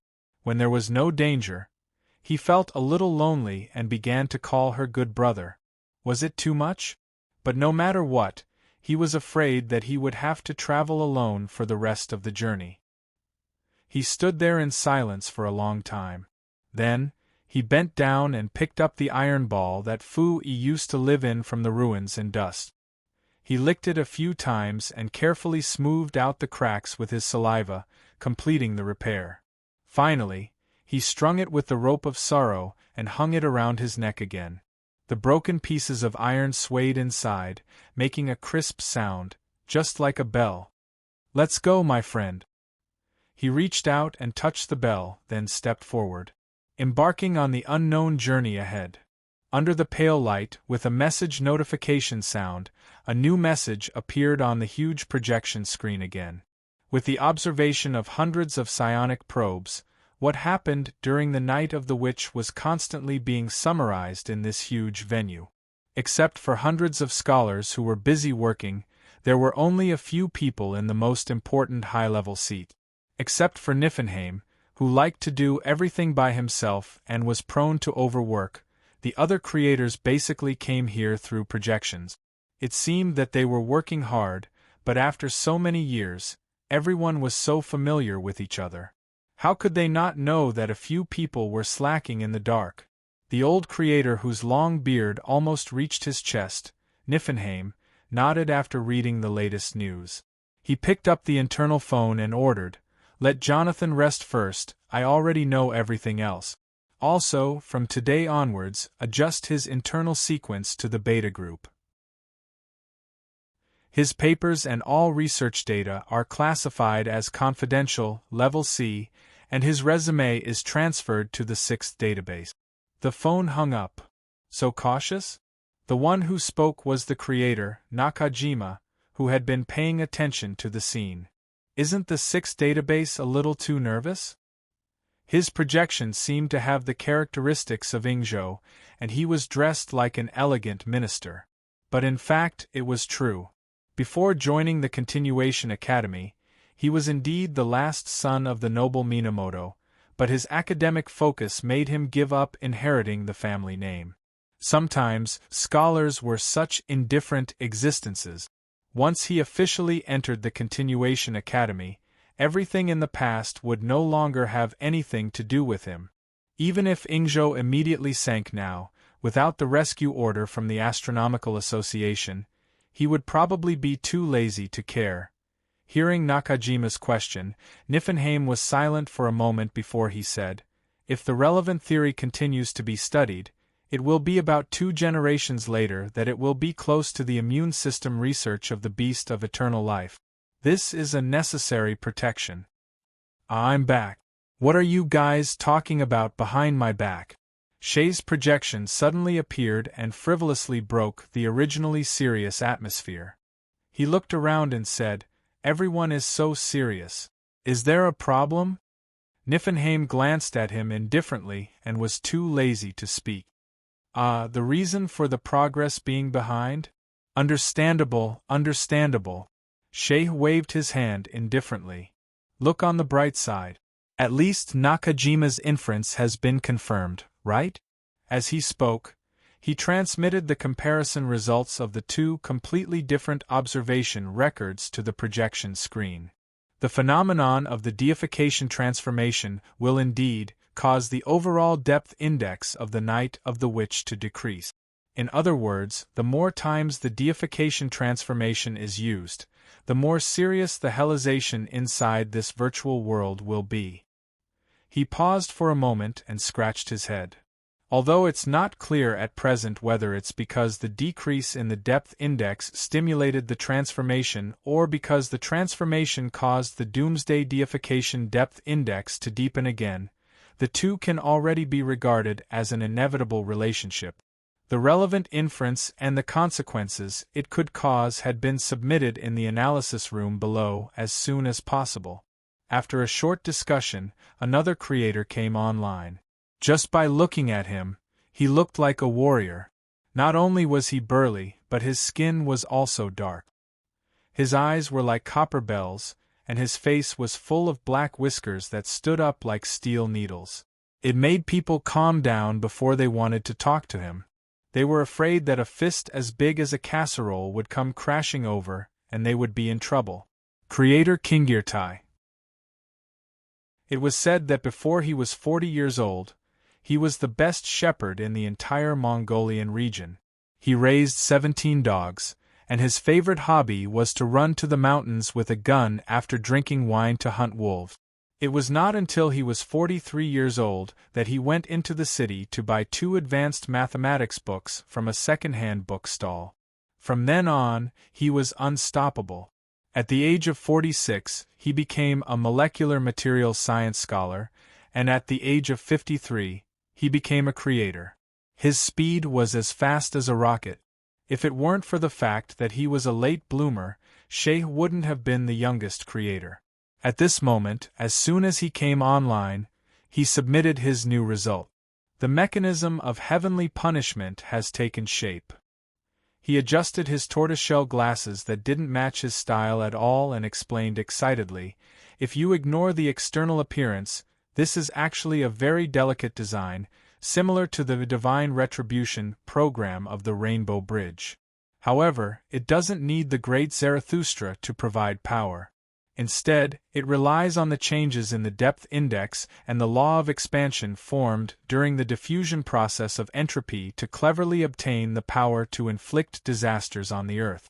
In short, the creator of the Night of the Witch installed a converter between the depth index and thermodynamics in an exquisite way. The higher the depth, the stronger the heat that can be extracted by this set of laws. And during the transformation of deification, the local index deepens and directly triggers this module, forming the effect of heavenly punishment. He quickly disassembled the laws and sighed. "I have to say, this technique is too delicate. Under such a bold and unconstrained structure, to be able to achieve such precise details is really an eye-opener." But the question is, why? Another creator asked. "What is the purpose of this module? You can't torture people for nothing, right?" Kingirtai shrugged. "I don't know. You ask me, I don't know." In fact, he was also confused about the purpose of this module. There was no need to make such a setting at all. If it was added because of boredom, it would be too ridiculous. If not necessary, don't add entities. Razor's law applied to the research of any scholar, not to mention that this was a huge project that involved the whole body. Not only would it add variables, but there was also the possibility of it getting out of control. It can't be for fun, right? I think this is more like an appetizer. In the silence, Shay suddenly laughed. "Look, it's clearly like an examiner throwing a big question directly at the front of the paper during an exam. In this way, in the simplest and most straightforward way, the creator showed a harsh attitude to his juniors." Shay said with a faint smile. "If you can't even pass a test of this level, then don't bother and embarrass yourself any longer. Just get out of here." Although the creator of the utopia did not exclude the astronomer from taking back his achievements, he did not mind giving these juniors a hard time. It would be better if he could make things difficult for them. Where did this workplace bullying come from? Nakajima pinched his beard and his expression changed. In the end, he could not help but shake his head. Forget it. Since the company organized to see the cherry blossoms, Wouldn't the juniors have to stay up late in advance to get a spot in the park? Bear with it. Senpai has a bad temper. What else can you do? Everyone looked at each other and shook their heads with bitter smiles. Then, spread the news and let the integration team pay attention. Niflheim, who was in charge of the overall situation, issued a new order. Double the number of probes in the observation team. Issue new permissions and orders to the internal exploration team. Don't miss any changes. Following the creator's order, hundreds of new spiritual avatars came online from the outer light tracks, and the explorers in the internal testing began to get busy. Everyone knew that the Night of the Witch was about to enter its final stage. But no one knew how many obstacles there would be before the final answer surfaced from the darkness. Only on the big screen in the venue, the list was quietly refreshed. After number 2 Hydra Gulyalu, a new name appeared. Number 3 Bichimo's Huai Shi. Chapter 360. This world was going to be over. Huai Shi realized this for the first time. He looked up and saw the snowflakes falling from the sky and landing on his nose. Soon, it was covered with a layer of ash. It was a tiny dust that was difficult to see with the naked eye. There were pitch-black snowflakes. Since a week ago, black snow had been falling from the sky, and it had continued to fall until now. It was like the ashes of something that had been burnt out, until everything was completely covered. It was like adding soil to the coffin after a funeral, burying everything in a leisurely manner. Now that Huai Shi looked up, she could see that under the pale white sky, the ground had turned pitch-black. Above the pitch-black earth, a dense fog slowly rose in spirals. There was a faint laughter behind him. Huai Shi was not surprised and continued to walk forward, following the direction of the wind. Beside him, the vague outline of a village appeared in the fog. In the gentle light of the fire, a blurry figure waved at him, indicating for him to come closer. Huai Shi looked back. The fog whined, shattered, and the illusion dissipated. He had seen too many such illusions in the past 2 days. After the whole world was covered with ashes, it seemed to have completely turned into this unpleasant scene. Everywhere seemed to be a strange trap and cage, waiting for people to fall into the trap. Then they were run over by Huai Shi. Not a single tile was left.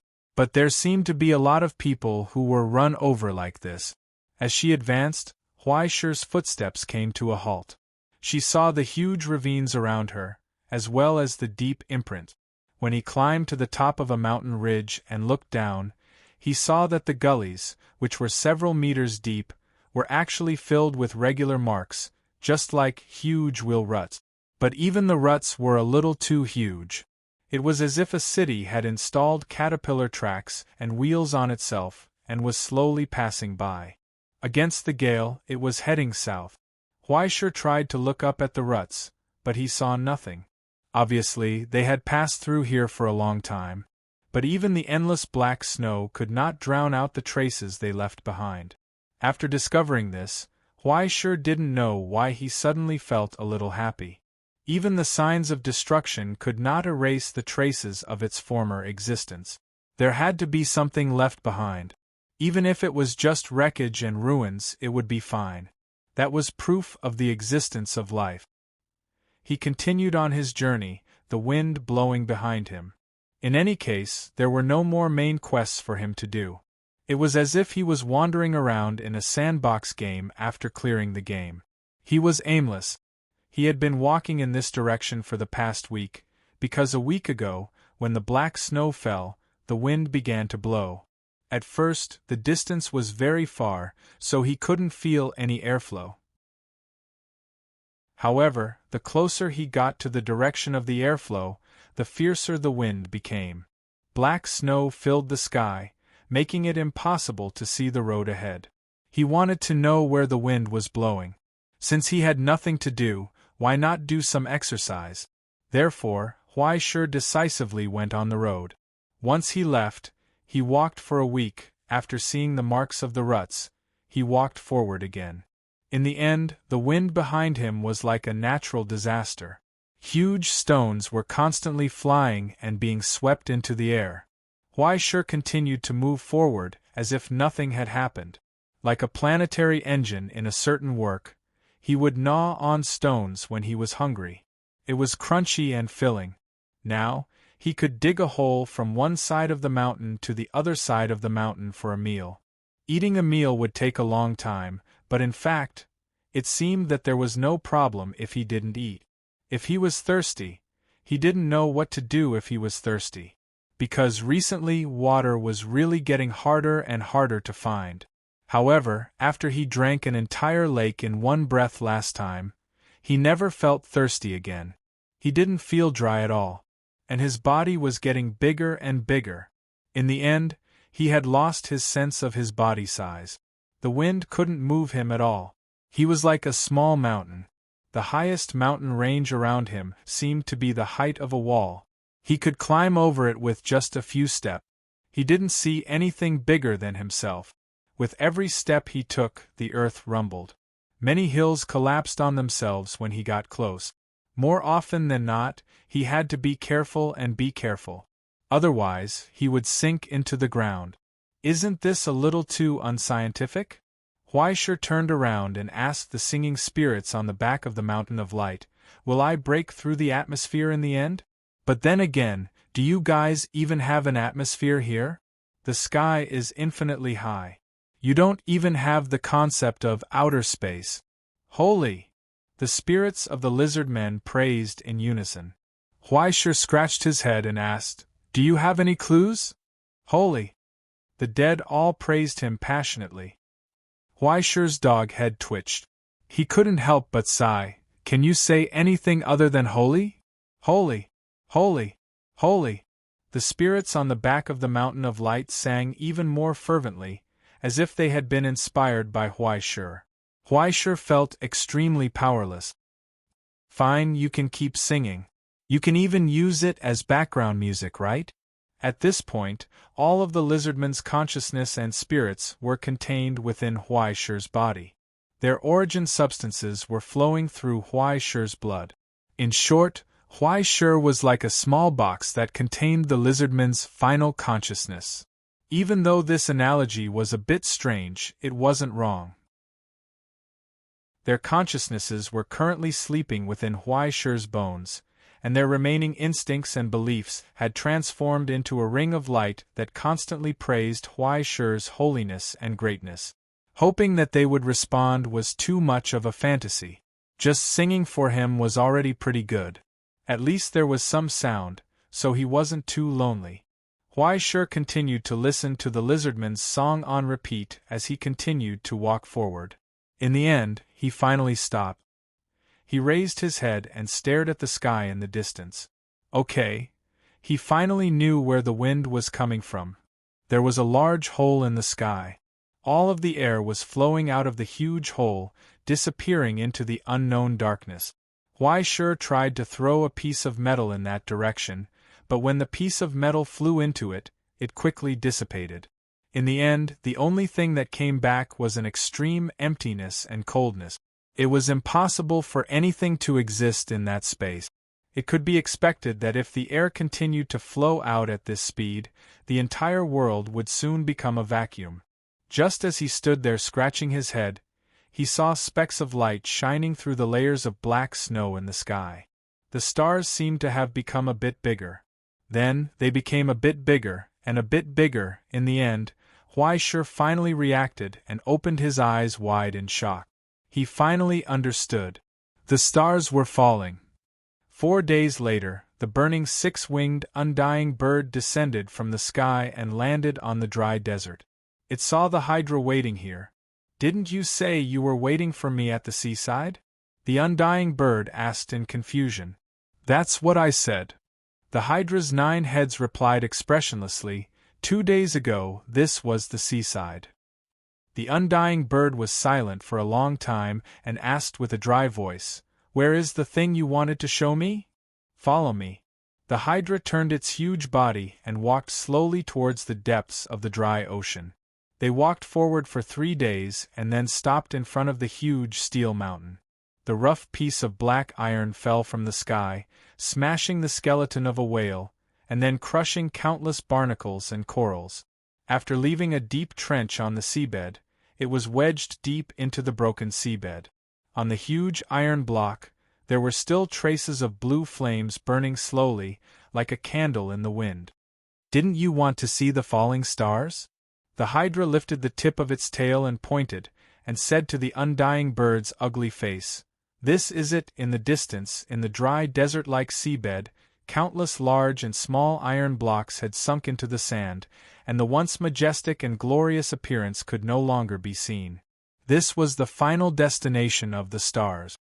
"Gather everyone."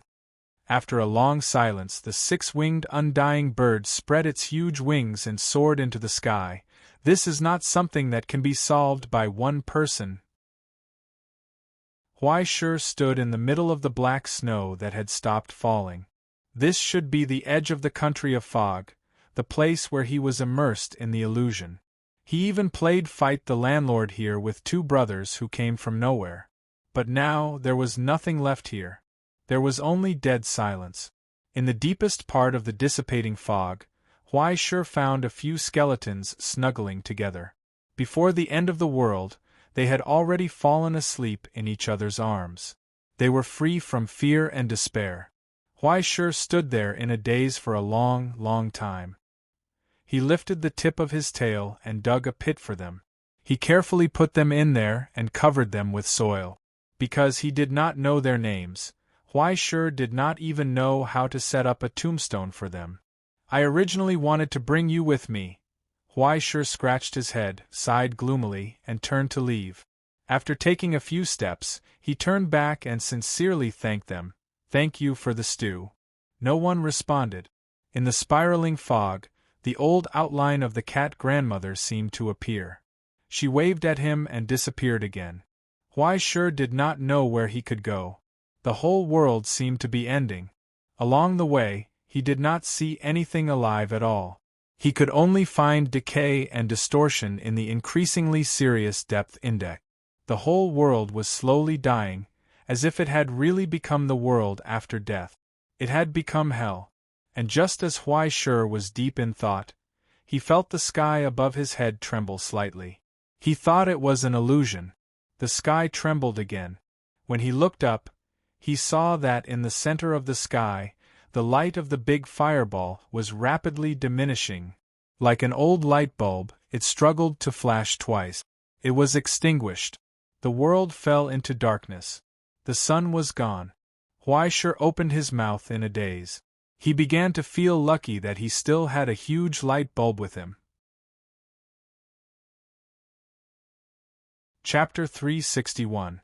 At this moment, as the sun went out, Shay's projection in the hall slowly turned around and looked at his colleagues with a faint smile.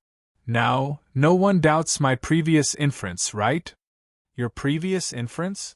Nakajima's face twitched, and he asked, "Which of the 1,200 inferences you submitted earlier are you referring to?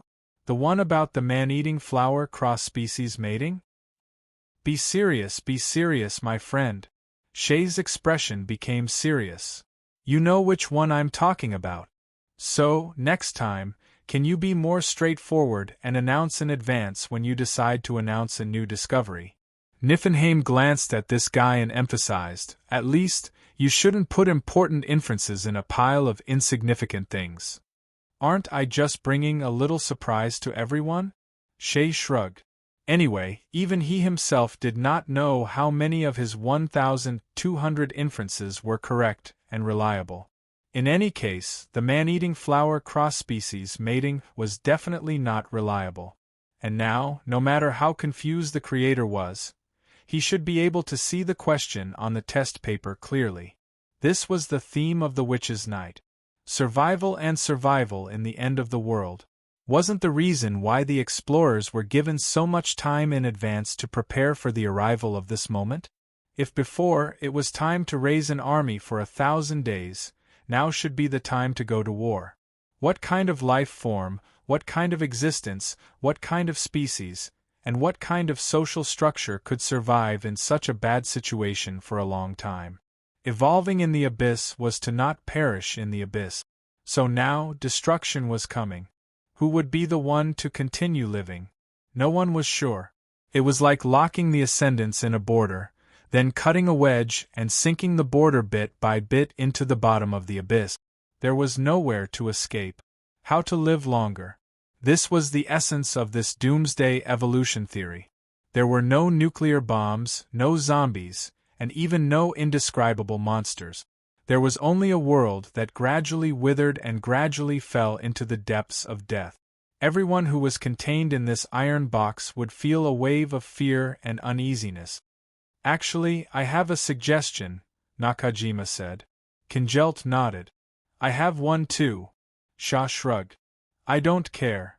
Niflheim was silent for a long time and nodded slightly. So, all the research groups will give up their independence and start to gather? This was the most reliable solution at the moment. No matter what happens next, let's gather together and work together. One more dog could guard the door. But the problem is, Shay suddenly asked, who will be the leader? There could be many ways, but it was worth considering which one would be the final one. Even if they worked together, it was impossible to realize everyone's ideas. Otherwise, no matter how scattered the manpower was, it would be better for everyone to do things their own way. No one spoke. Obviously, everyone felt that this person should be him. Only Niflheim sneered. It doesn't matter who is willing to make the decision. The old creator glanced at Shafe, who was trying his best to cause trouble for him. You speak as if we have any other effective measures now. Shah's smile remained unchanged, as if he didn't know what Shah was thinking. She didn't seem like the person who was always causing trouble. But Niflheim wasn't wrong, and she knew this better than anyone else. In the beginning, they could still guide their agents step by step to implement their plans, but now, the bets had been placed. There was only the principle of making a bet and leaving. How could there be room for tactical micromanipulation? Blindly commanding across the entire world and letting the people below advance the battle line by 50 meters. Are you kidding? Isn't this suicide? Besides, the exploration team below were all elites, and none of them were to be trifled with. They would only be more knowledgeable about crisis countermeasures and measures than scholars like them. Life wasn't easy to begin with, and if they were to be commanded by the higher-ups, how could they still play? The moment the transformation from deification was completed, their work was equivalent to being completed. The answer had already fallen on the paper. Now that the paper was collected, could you still say sorry to the examiner? I don't think this answer is very appropriate, let me change it. Dream on. Now, the main body had become the explorers who were struggling to survive inside. More than 400 scholars and other participants added up to more than 1,000 people. These more than 1,000 people could almost be equivalent to covering most of the technology mastered by the entire realm. In other words, excluding other safety measures, it could almost be regarded as a pocket version of the realm that was tens of thousands of times smaller. They could also implement most of the measures that the realm could take in the face of a crisis, and they could ensure perfection on a small scale. Of course, with the creator behind them, they could get more help, but in this case, the painstaking efforts of the deceased creator would be completely in vain. Don't you understand it yet? Niflheim glanced at other colleagues. This is not a study of the abyss theory of evolution, but an opportunity given to the realm by the predecessor. An exercise to test all countermeasures against the apocalypse. Turn the entire Night of the Witch into hell, integrate the elements of destruction, and become the sandbox of the apocalypse. This was the last gift that the old man left for the realm. It was a limited but still very precious exercise. Or rather, a mockery from the former utopia. When destruction comes, can the conservatism that you are so proud of continue to maintain this world? To be honest, I'm looking forward to the final outcome. Niflheim's fingers tapped on the table as he stared quietly at the big screen. It's like the predecessor is looking forward to us. In the darkness, the sleeping Huai Shi seemed to hear a plane flying past in the sky. He thought it was an illusion, and then another one flew past. The dog head frowned, turned around, raised the aperture behind him, and aimed it at the sky. Then, it suddenly shone a rainbow-colored disco-like searchlight that polluted the mind. F***ck. Which bastard turned on the high beam? A roar came from the sky. Turn it off! Turn it off! Who is it? Huai Shi raised his head and shouted, What are you doing flying around? Delivering a letter. The dog head sitting on the steam plane pulled down the handle, made a big turn in the air, and roared through the loudspeaker, Huai Shi? Where is Huai Shi? I've passed by several times, why didn't I see him? You're calling me?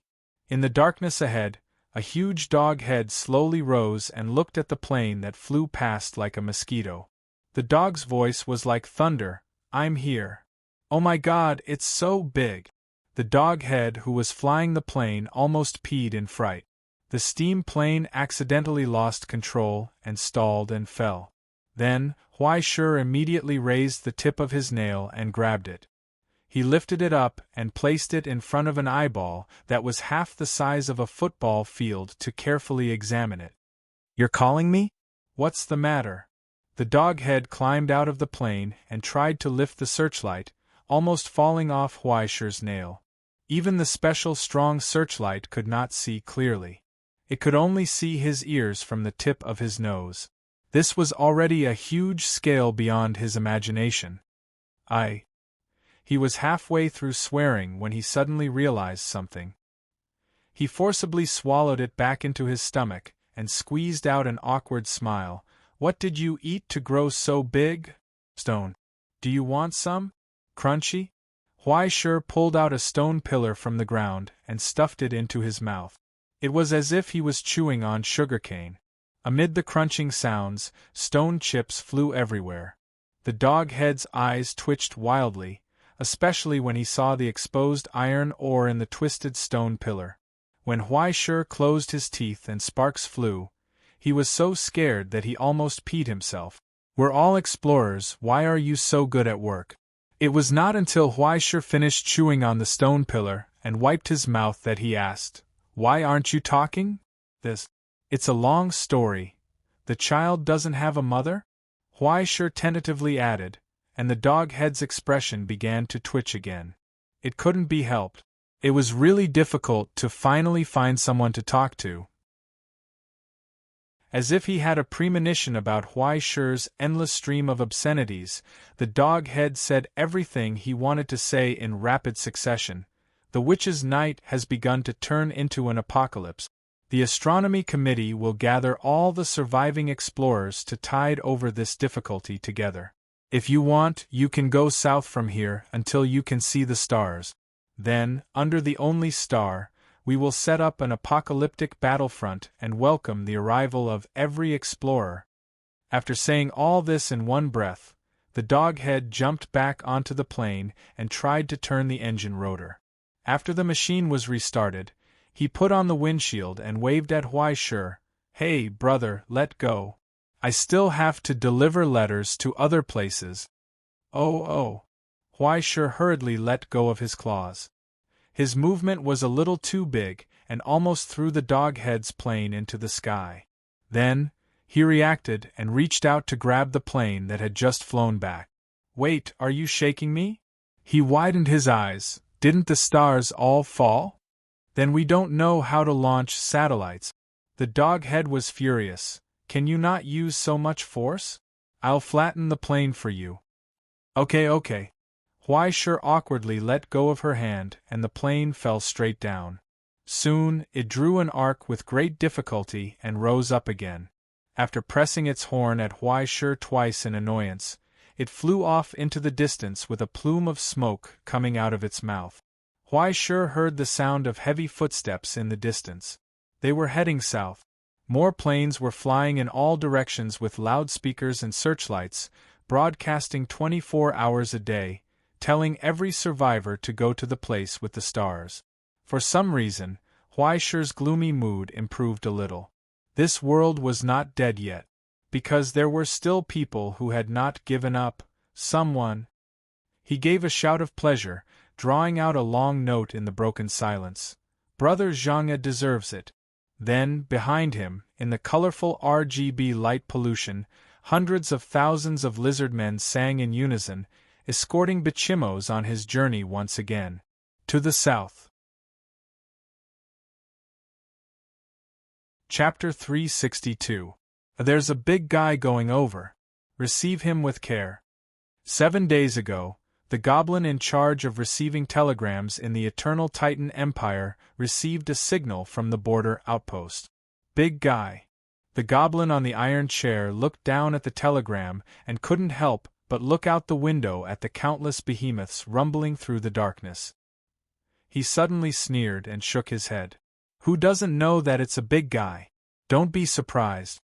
5 days ago, faint thunder came from the distance. The Geological Survey Center reported that a strong gravitational source had distorted the geomagnetism, causing some radars to malfunction. 3 days ago, at the end of the darkness, a ray of unbelievable light shone. Then, in the following 3 days, everyone saw a huge mountain slowly moving towards them within the sacred and solemn rainbow-colored halo. In the vacuum where the air was gradually thinning, thunder spread. It was as if a god had descended upon the mortal world. It was a pity that it looked like a disco god no matter how one looked at it. It carried a rainbow-colored light belt with it, and gospel hymns were played on loop forever. Then, 1 day ago, in the solemn disco that was played on loop forever, Bichimos raised his head and looked at the iron ball hanging high in the sky in the distance.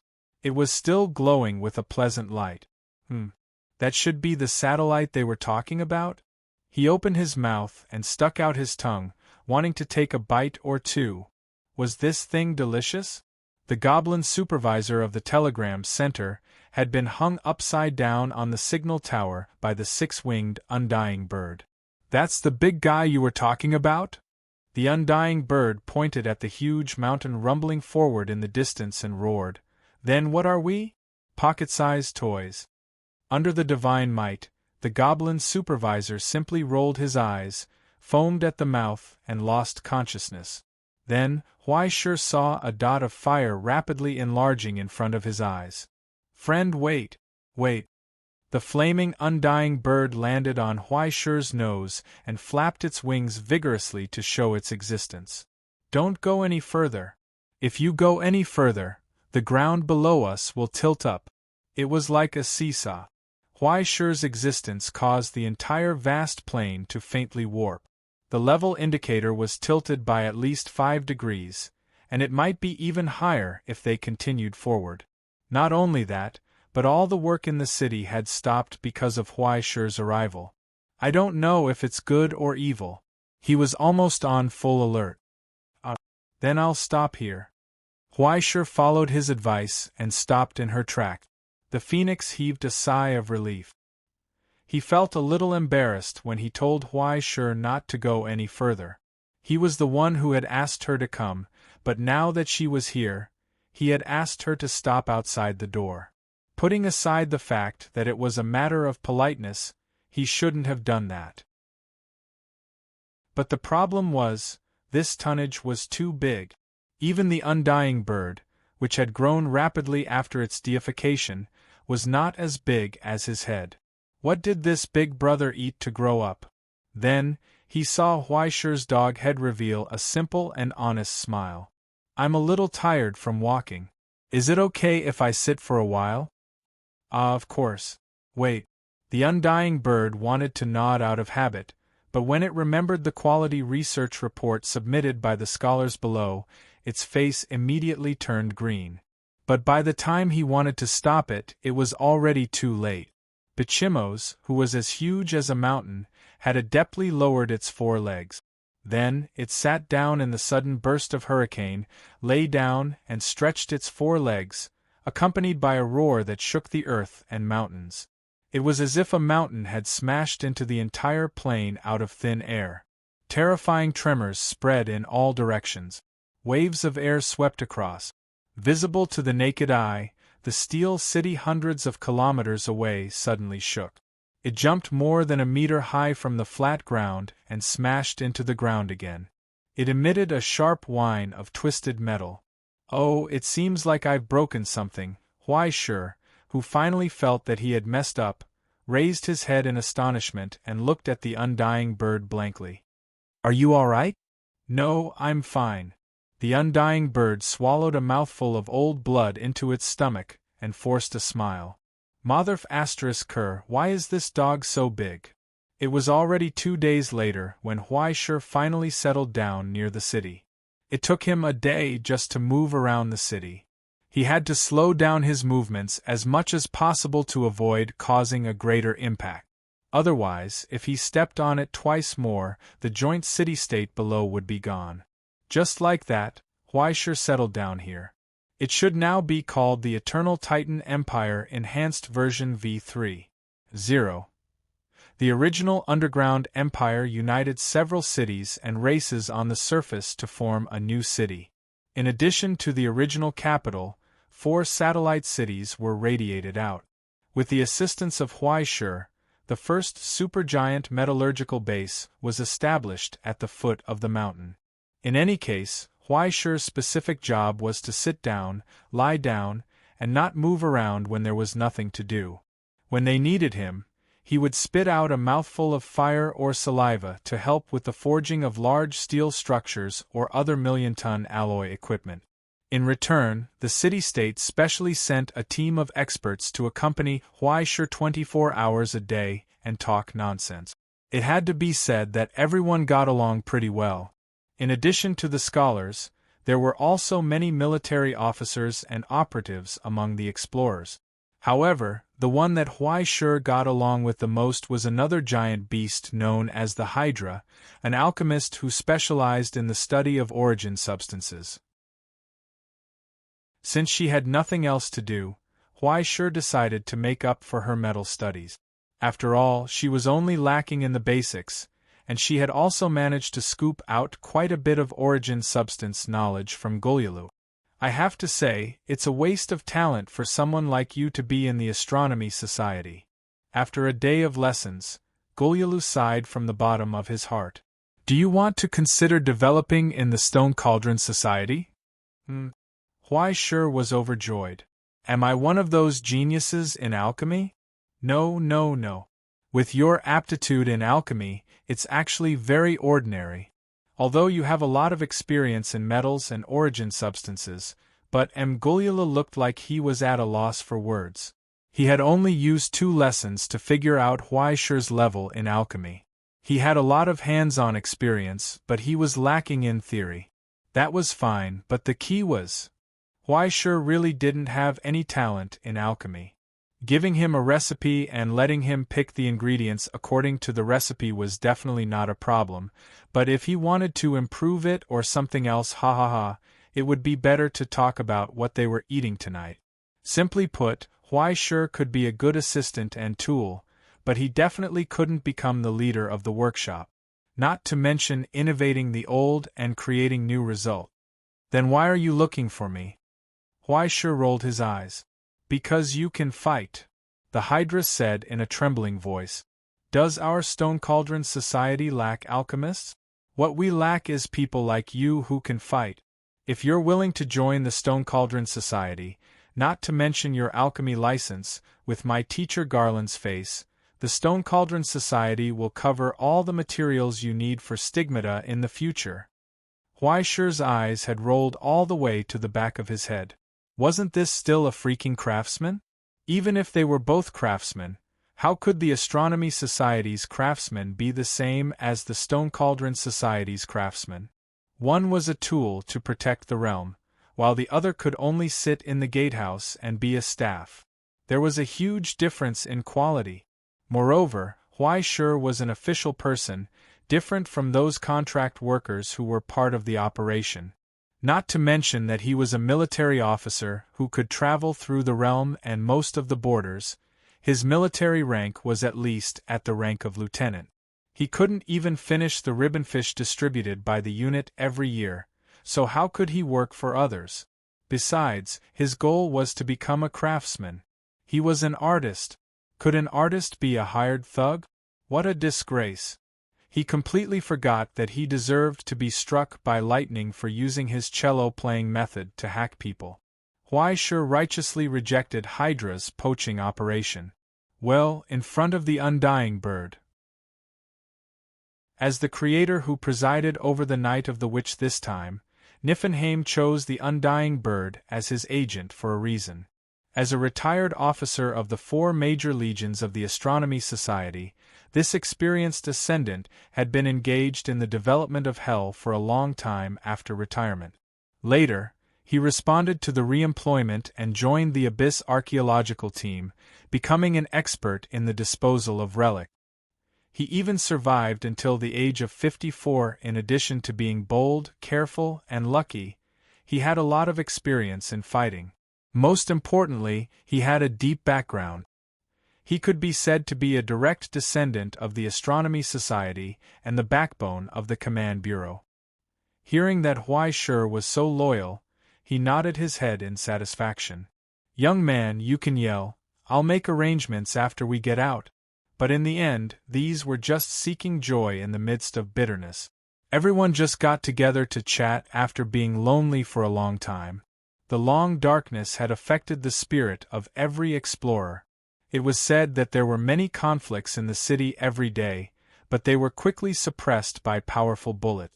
A state of martial law. Even the giant beasts were seriously prone to violence these days, and everyone was irritable. In comparison, Huaishur, who had a frighteningly large physique, could only speak obscene words. She was simply a model. He was so thick-skinned that even social psychology scholars had to give him a thumbs up. "You're probably the kind of person who can get up early and go to bed early on time and have 3 meals a day even if the sky falls and the earth rents. Isn't that amazing? Well, some people have strong willpower and some people. Maybe it's because they're born heartless."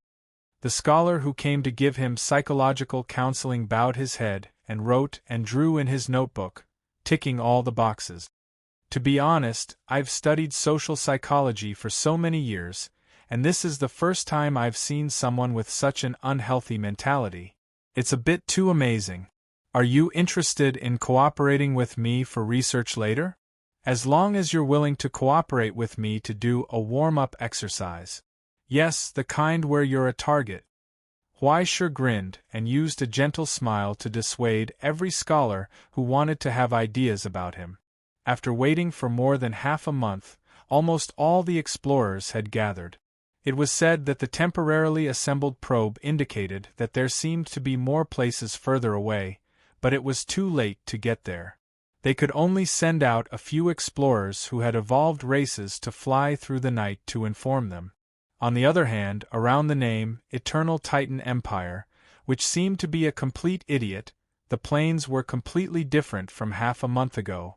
The dead silence of the world was broken, and it was bustling with activity. Giant beasts of all sizes gathered here, gathered together with the races that had rushed over from all directions and formed a new order. Other than the evolved races that had integrated into the Empire's structure, most of the giant beasts stayed in another outer city and other arranged places. Naturally, there were people who arranged work and provided food for them. Only the 16 holy beasts that had completed the deification transformation could enter the mountain top to participate in the final decision-making meeting. It was difficult to tell whether Huaishur had participated in the meeting as a meeting member, because he was the mountain where the meeting was held. Chapter 363.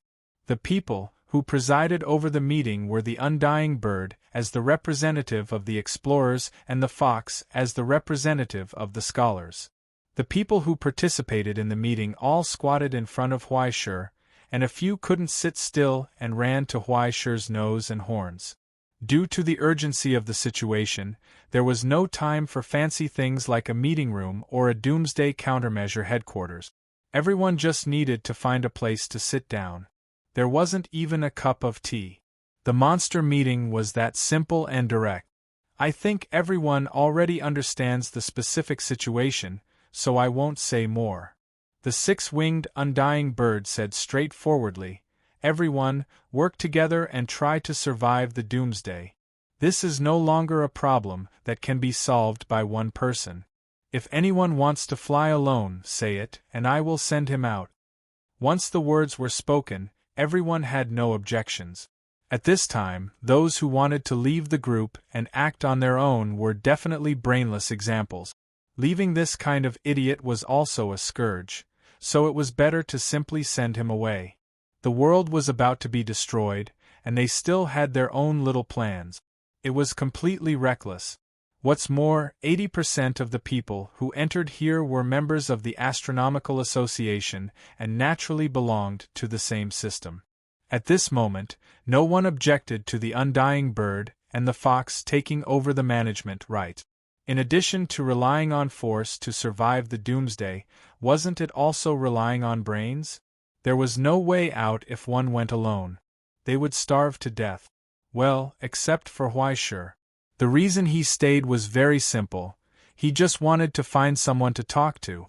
These days, he always felt lost in his heart, as if he had forgotten something, but when he thought about it carefully, he couldn't remember it.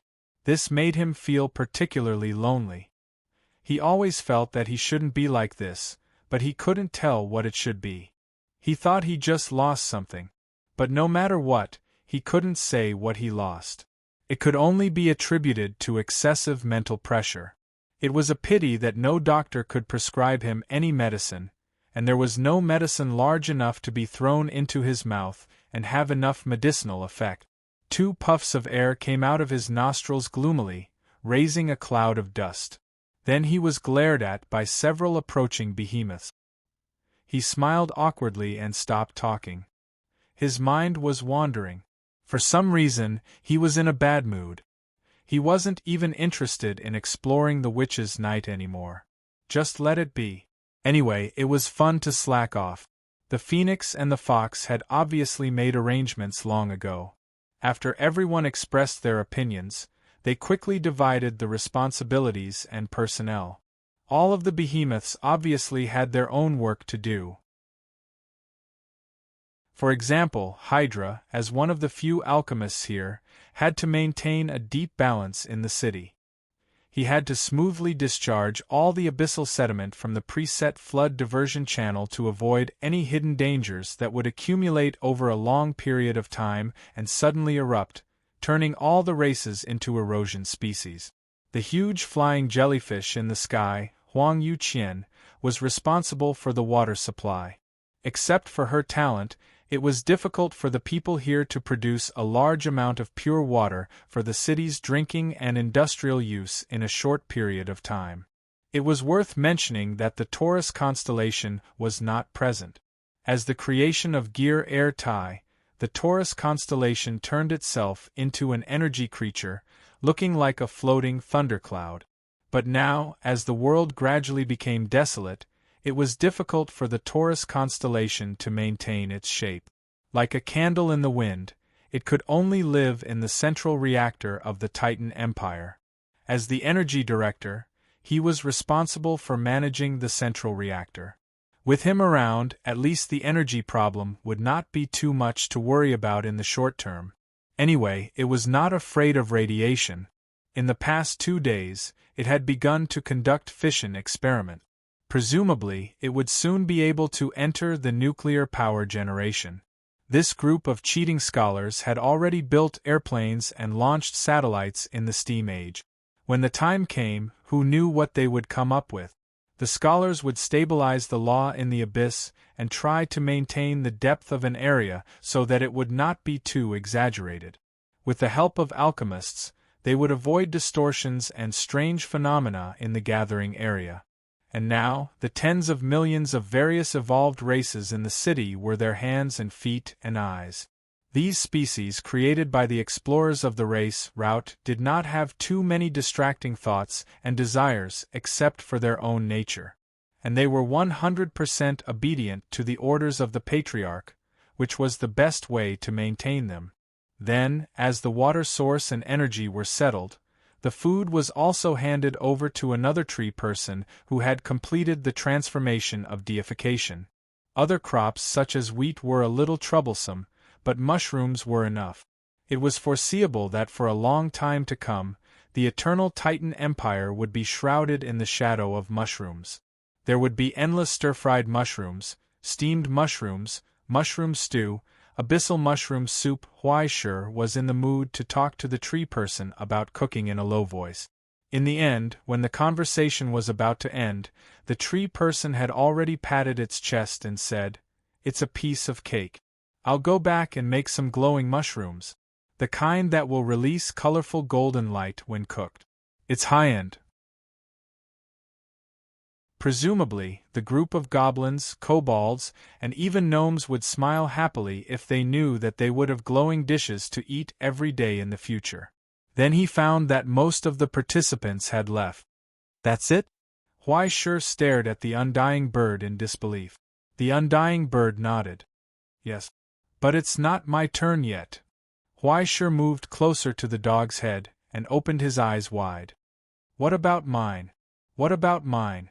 The undying bird was stunned for a moment and looked at him strangely. "You can continue to be in charge of the smelting center. Aren't you doing a good job?" Anyway, Huaishur was responsible for dozing off, drooling, and occasionally sneezing to light the fire for the largest steelmaking furnace. He himself was equivalent to a complete giant steel assembly line. Now that so many scholars had come to assist him, the efficiency was naturally even more amazing. But the problem was that it was too boring. Every day, he squatted in one place and dozed off. He could no longer suppress the primitive restlessness in the depths of his blood in his chest. He wanted to dismantle something. For the past 2 days, when he looked up at the city not far away, he could not help but feel a little eager to try. "I think you're doing a good job." "Very good." The undying bird frantically tried to dissuade him. "It's enough. Many big bosses are not as good as you. You don't have to do it anymore. Besides, you're so big. There aren't so many tasks for you." If there was something for Huaishur, Huaishur would get up and stomp his foot, and the thing would be gone. The team of kobolds that accidentally fell into his mouth, when they brushed his teeth last time, had not crawled out of his stomach yet. Usually, when he sneezed, the whole city would shake. Every few days, when he held a mountain edge and ground his teeth, the people in the geological observatory wanted to collectively hang themselves. And when he was sleeping and snoring, the ones who wanted to hang themselves would be everyone. Too annoying. Too annoying. Wait a minute. Huaishur's mind flashed. "I can also provide a 24-hour disco service." Afraid that his words were not convincing enough, he turned his head and turned on the colorful aperture behind him. Then, under the colorful changing lights, jubilant disco hymns sounded. "You see, you can't ignore the construction of spiritual civilization in the apocalypse." Huaishur proudly raised the corner of his eyes. "I'm not bragging. When I opened the evil spirit ancient, when I opened the bar, none of the customers who came to play gave me a bad review." The undying bird's expression twitched. "Sorry, this kind of help is really not needed." But looking at Huaishur's enthusiastic eyes, he could not say anything to refuse. Thinking that Huaishur was only 17 years old, he could not help but sigh. This child was really not easy. Not to mention his excellent resume and solid work style, but what was rare was his sincerity toward the organization. Unlike his former subordinates, who would let them touch all the fish ponds, but they would not work. It was just that his snoring was a little louder. But no one was perfect. It was understandable that there were some small shortcomings. Moreover, he could understand Huaishur's current mood. He could not help but jump up and pat him on the shoulder. He sighed sympathetically. "You put all the evolutionary direction into your body. I'm afraid you don't have much combat power, right?" Yes. Huaishur nodded crazily. "Don't be afraid. No matter what, the Astronomy Association does not have the habit of abandoning the weak. What's more, we are all on the same side. The undying bird comforted him earnestly. You can sleep and eat without worry. Not to mention anything else, we stone have enough. We won't chase you away because you're in the way. Huaishur was stunned. That's not what I meant. I understand. I understand. The undying bird nodded in agreement. I can understand that you want to do more. Young people need an occasion to show their abilities. But everyone has a division of labor, right? You have to do your irreplaceable part well. Gold will always shine, don't worry. He looked around, preparing to draw some kind of pie to calm Huaishur down. But after blindly looking around, he really couldn't find any Hui poems that could be written. In the end, he came up with an idea and pointed to Huaishur's back. If you really want to contribute more, how about I find someone to make a few wedges on your back in 2 days and put on a frame for us? What are you doing? Huaishur was at a loss. Of course it's a necessary risk measure. The more the undying bird talked nonsense, the more proficient it became. Although it felt a little guilty in its heart to deceive the young man, it really could not bear to let Huaishur down. It could only talk more nonsense. Look, aren't you big? After the frame is set up, if there are any natural disasters or something like that, you can just carry our base and run away. After saying that, even it believed itself. You're really a genius. He could not help but praise himself in his heart. Really? Huaishur was a little doubtful. Of course it's true. The undying bird said in a trembling voice, it's more real than real gold. I'll ask someone to put the frame up for you later. Anyway, the steel used was produced by the smelting center. Recently there was a bit of excess production. Instead of leaving it idle, it was better to use it as waste. Well, later on, assign the scholar who fooled around with steam power every day to come over. At the same time, give him some work to do so that he would not kill himself when he was free. It was killing 2 birds with 1 stone. Chapter 364. The days that followed passed like this, day by day. In the darkness, only the lonely satellite shone. Time sped up again, as if all the irrelevant details had been ignored. The giant beasts in the distance came one by one until the last group walked through the gate of the metal city. The heavy iron gate closed with a bang. All the worlds of the living existed here. Outside the high wall, there was an eternal silence. Only the roar of the giant beasts could be heard. There was no sound in the places where the light of the satellite could not reach. This was the last place in the dead world where there was still noise. Like a candle in the wind, it continued to exist day by day in the bad situation. Even if the pressure was great, after the initial difficult time, everyone gradually became familiar with each other. Gradually they merged into one. In the beginning, the giant beasts were a little flustered when performing their duties, and there were many accidents. But not long after, they gradually cooperated with each other. In the end, this hastily implemented plan reached a level of perfection that the phoenix and the fox had not expected. No one could say why. It was as if they were born this way. Until one day, when the chat was about to end, Hydra looked at the lights in the city, and suddenly laughed softly. Don't you think it's very similar to the history of the present realm? Howrin was puzzled.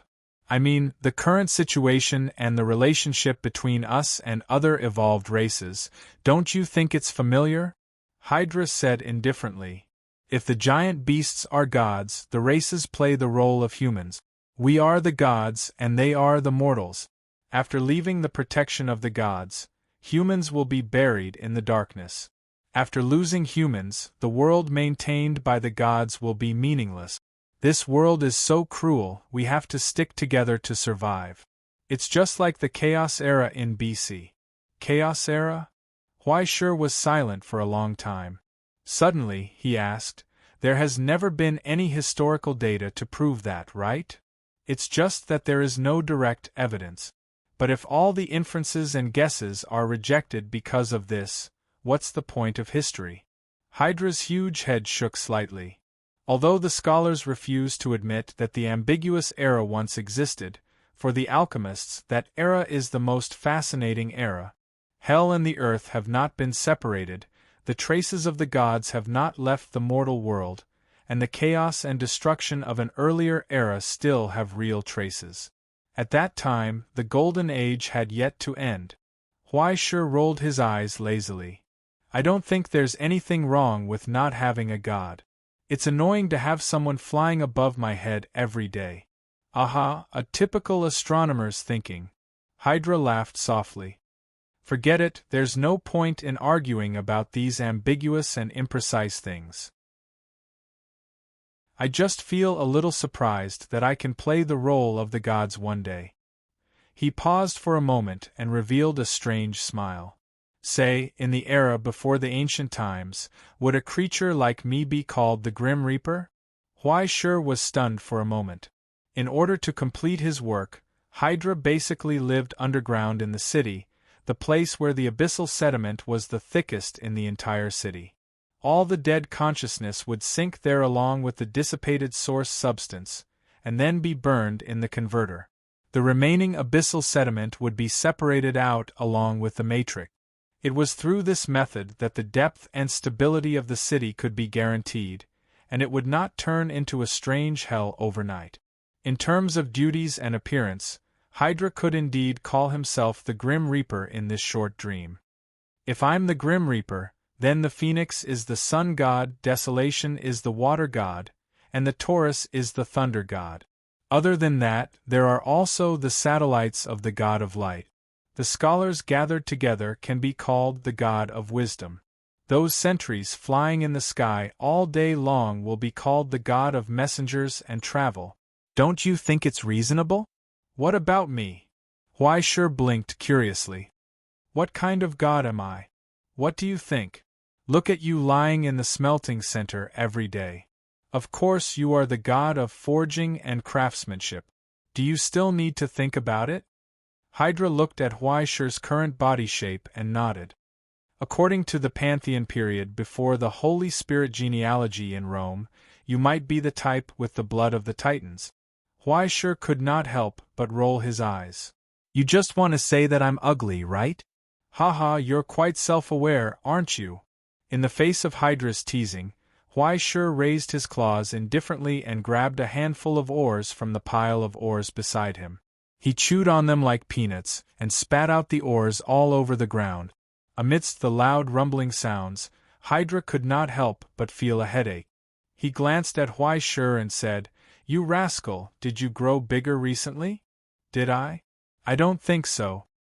Huaishe was at a loss. He pinched the fat on his stomach. "But I'm definitely fat. I don't have enough exercise. Is there anything for me to take apart?" Hydra rolled his eyes. "Pretend I didn't say anything." Not long after the conversation came to an end, the high-pitched roar of steel rubbing against each other came from the direction of the laboratory behind the smelting center. Amidst the loud rumbling of the mountains, the huge ceiling of the workshop slowly opened. The deafening sound of a siren was heard. Accompanied by the steam that filled the sky, the weird metal giant got rid of the support frame. It slowly propped up its four legs and climbed up amidst the grinding sounds that made one's teeth ache. It took 2 steps forward and another 2 steps forward. It actually did not fall apart? Ahahaha, did you see that? You bunch of idiot. My ultimate weapon, number 0. Modified 2. I finally succeeded. A hysterical laugh came from the chest of the metal giant. It was so excited that it could not control itself. It pulled the joystick and drove the giant to walk on the ground. It looked in the direction of Huaishe and proudly placed its hands on its waist. It meant, "Look at my steam-powered metal giant, isn't it awesome?" Huaishe lowered his head and looked at it for a while. He raised his hand silently and gave a thumbs up, giving it a compliment of the size of a giant. It meant that it was like. He was too lazy to complain about this guy. Regardless of how ridiculous the logic of this ultimate weapon was, how could there be an opponent for you to fight in the final battle? Moreover, there were so many big guys here. How could it be your turn to fight? Anyway, this guy who was poisoned by the steam did not care. After getting Huaishi's approval, he proudly drove the metal robot and ran wildly. He announced to the group of colleagues in the city who were looking over, "Did you see that? I'm the one who just..." Boom! Before he could finish his words, there was a loud bang and the metal giant exploded into pieces. Countless fragments were burned into molten iron in the air and fell into the wreckage on the ground with a sizzling sound. That ultimate weapon, Zero or whatever it was, welcomed its own ending before it could even achieve victory. Ah, the reflection furnace exploded. Hydra laughed gloatingly. I have already reminded him that steam power has a limit after all. The method of flying bricks with great strength is not applicable here. He didn't listen. I don't know if he's still alive. Should be, probably, maybe? Huaishir was also a little unsure. He opened his eyes wide and looked over. Soon, he saw a parachute slowly opening from the cockpit. Thick smoke rose from the cockpit. A burnt kobold crawled out in a sorry state and coughed violently. Still alive. Well, at least he was still breathing. Huaishir rolled his eyes. He was not surprised. Anyway, this was not the first time this guy was looking for trouble after he was transferred here and started to let himself loose. Looks like you're going to be busy. I'll leave first. Hydra still had work to do. He was not in the mood to get involved with the ultimate weapon. He was ready to leave before that guy pounced on Walla a Dream and asked for the new alloy. Oh right, I have a question to ask before leaving. Hydra raised the tip of his tail and patted the back of his head. He curiously looked at Huaishir's neck. Between the countless steel scales, there was a rusty iron ball. What is that? He asked. A bell. Huaishir looked down at his neck in confusion. Haven't you seen it before? No, I mean, why are you wearing a bell? I forgot. Huaishir thought seriously for a long time and nodded seriously. I think it's quite cute wearing it like this. What do you think? As long as you're happy. Hydra's 9 faces twitched at the same time. He turned around and was ready to leave. But just as he turned around, he saw a red light suddenly rising into the sky from the city. There was also a sharp alarm that was so loud that it tore everyone's eardrums. War alarm. Huaishir and Hydra looked at each other and were stunned. What the hell? Half an hour later, the usual meeting place of the monsters, which was Huaishir's nest, was already crowded with giant monsters who had rushed over. With the arrival of a truck, the new projector was already in place. The undying bird that had rushed back from afar folded its wings and slowly landed.